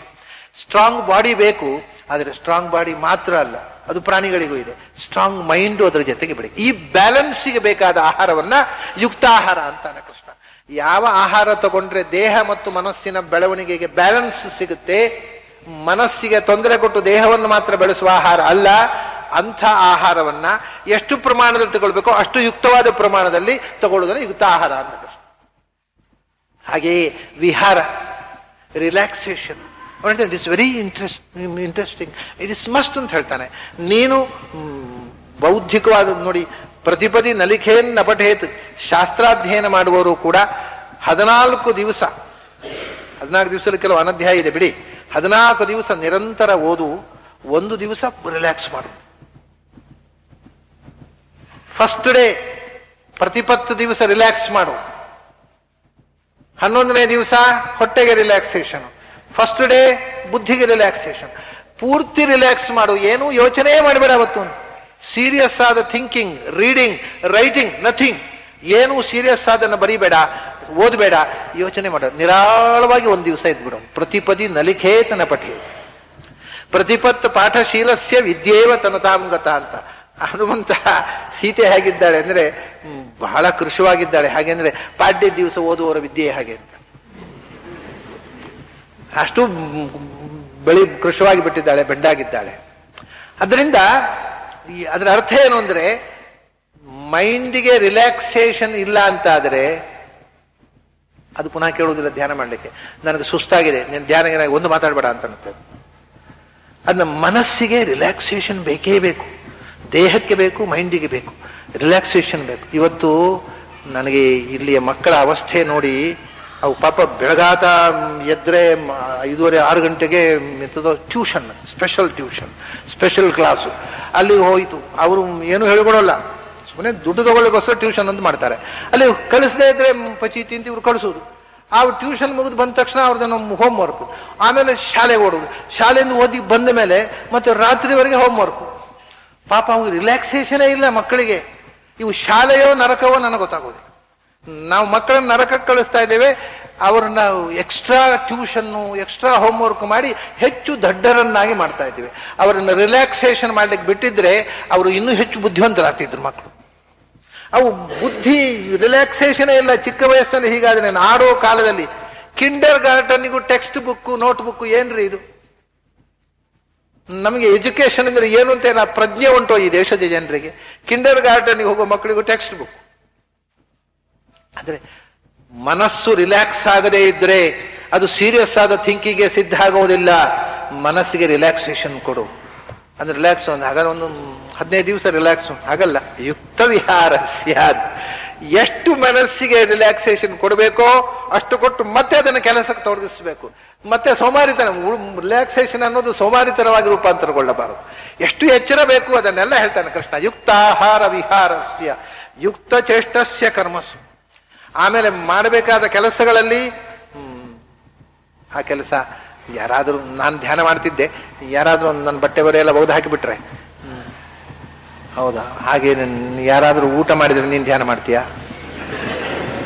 ಅದು ನಾನೇ ಮಾಡಿದೆ. ನಿನ್ನ ಕೆಲಸವನ್ನ ನೀನೇ ಮಾಡುವಂತಾನೆ ಕೃಷ್ಣ. ಕರ್ಮಸು ಯುಕ್ತ ಚೇಷ್ಟಸ್ಯ. ನಮ್ಮ ಅವಶ್ಯಕವಾದ ಕೆಲಸಗಳನ್ನ ಅದನ್ನ ಕ್ರಮಬದ್ಧವಾಗಿ, ಪ್ರಮಾಣಬದ್ಧವಾಗಿ, ಅಗತ್ಯಕ್ಕಿಂತ ಹೆಚ್ಚು ಶ್ರಮ ಆಗುವಷ್ಟು ಕೆಲಸ ಮಾಡು. ಹಗಲು ಬೆಳಗಿನ ಸಂಜೆ ತನಕ ಹಾರೆಗುದ್ದಲು ಹಿಡಿದು ದುಡಿಯೋದಲ್ಲ. ಆದರೆ ಮಾಡಬೇಕಾದ ಕೆಲಸದಲ್ಲಿ ಸೋಮಾರಿತನವೂ ಇರುವ, ರಿಲ್ಯಾಕ್ಸೇಷನೂ ಬೇಕು, ತಮ್ಮ ಕೆಲಸದಲ್ಲಿ ನಿಷ್ಠೆಯೂ ಬೇಕು, ಅದರ ಜೊತೆಗೆ ಧ್ಯಾನ, ಇದೆಲ್ಲವೂ ಹೊಂದಿಸಿಕೊಂಡು ಸಮನ್ವಯವಾಗಿ ಬದುಕಬೇಕು ಅಂತಾನೆ ಕೃಷ್ಣ. ಎಷ್ಟು ಪ್ರಾಯೋಗಿಕವಾದ ಪ್ರಾಕ್ಟಿಕಲ್ ಲೈಫ್. ಯುಕ್ತಾಹಾರ ವಿಹಾರಸ್ಯ ಯುಕ್ತ ಚೇಷ್ಟಸ್ಯ ಕರ್ಮಸು ಯುಕ್ತ ಸ್ವಪ್ನಾವಬೋಧಸ್ಯ. ಎಷ್ಟು ನಿದ್ರೆ ಬೇಕೋ ಅಷ್ಟು ನಿದ್ರೆ, ಎಷ್ಟು ಹೊತ್ತು ಎಚ್ಚರ ಇರಬೇಕೋ ಅಷ್ಟು ಹೊತ್ತು. ಅದು ಬರೇ ಯುಕ್ತ, ಯೋಗ್ಯವಾದಷ್ಟು ನಿದ್ರೆ, ಯೋಗ್ಯವಾದಷ್ಟು ಎಚ್ಚರ. ಅದೆಲ್ಲವೂ ಬೇರೆ ಮಾನದಂಡದಿಂದ ನಾವು ತಿಳ್ಕೊಳ್ಬೋದು. ಅದನ್ನೆಲ್ಲ ಪಟ್ಟು ಇಷ್ಟಿಷ್ಟು ಗಂಟೆ ನಿದ್ರೆ ಮಾಡಿದ್ರೆ ಒಳ್ಳೇದು ಅಂತ ಹೇಳುವಂಥದ್ದು ಕೃಷ್ಣನ ಕೆಲಸ ಅಲ್ಲ. ಯುಕ್ತ ಸ್ವಪ್ನಾವಬೋಧಸ್ಯ. ನಿದ್ರೆಗೆ ಒಂದು ಲಿಮಿಟ್ಟು. ದಿವಸಕ್ಕೆ ಇಷ್ಟು ಹೊತ್ತಿನಿಂದ ಇಷ್ಟು ಹೊತ್ತು, ಅಷ್ಟು ಹೊತ್ತು ಅಧ್ಯಯನ. ಆಮೇಲೆ ಬೆಳಗಾತ ಇಷ್ಟು ಗಂಟೆಗೆ ಹೇಳ್ಬೇಕು ಅಂದ್ರೆ ಅಷ್ಟು ಗಂಟೆಗೆ ಹೇಳ್ಬೇಕು. ಆ ಡಿಸಿಪ್ಲಿನ್ನ ಜೊತೆಗೆ ದಿನ ನಾವು ಇದ್ದರೆ ನಿದ್ರೆ ಒಂದು ಕ್ರಮಬದ್ಧವಾದ ನಿದ್ರೆ, ಕ್ರಮಬದ್ಧವಾದ ಎಚ್ಚರ, ಕ್ರಮಬದ್ಧವಾದ ಪರಿಶ್ರಮ, ದುಡಿಮೆ, ಕ್ರಮಬದ್ಧವಾದ ರಿಲ್ಯಾಕ್ಸೇಷನು, ಶಾಸ್ತ್ರೀಯವಾದ ಶುದ್ಧವಾದ ಕ್ರಮಬದ್ಧವಾದ ಆಹಾರ ಸೇವನೆ. ಇಷ್ಟಿದ್ರೆ ಯೋಗೋ ಭವತಿ ದುಃಖ. ಇದೆಲ್ಲ ಇಲ್ಲದೆ ಮನಸ್ಸು ಏಕಾಗ್ರ ಆಗೋದಿಲ್ಲಪ್ಪ. ಮನಸ್ಸು ಯೋಗಾಗ್ರ ಆಗಿ ಯೋಗದಲ್ಲಿ ನಿನಗೆ ಈ ದುಃಖ ನಿವೃತ್ತಿಯಾಗಿ ಆ ಯೋಗದ ಆನಂದ ನಿನಗೆ ಸಿಗಬೇಕು ಅಂತಂದ್ರೆ ಈ ಡಿಸಿಪ್ಲಿನ್ ಅಗತ್ಯವಾಗಿದೆ. ಹೇಗಾದ್ರೆ ಹಾಗೆ ಅಂತ ಸ್ವಚ್ಛಂದವಾಗಿ ತೋಚಿದಂತೆ ಬದುಕುವವರಿಗೆ ಧ್ಯಾನ ಮಾಡ್ಲಿಕ್ಕೆ ಆಗೋದಿಲ್ಲ. Discipline is A must. ಇಷ್ಟು ವಿಷಯಗಳನ್ನ ನಿವೇದಿಸಿಕೊಂಡು ನಾನು ಇವತ್ತು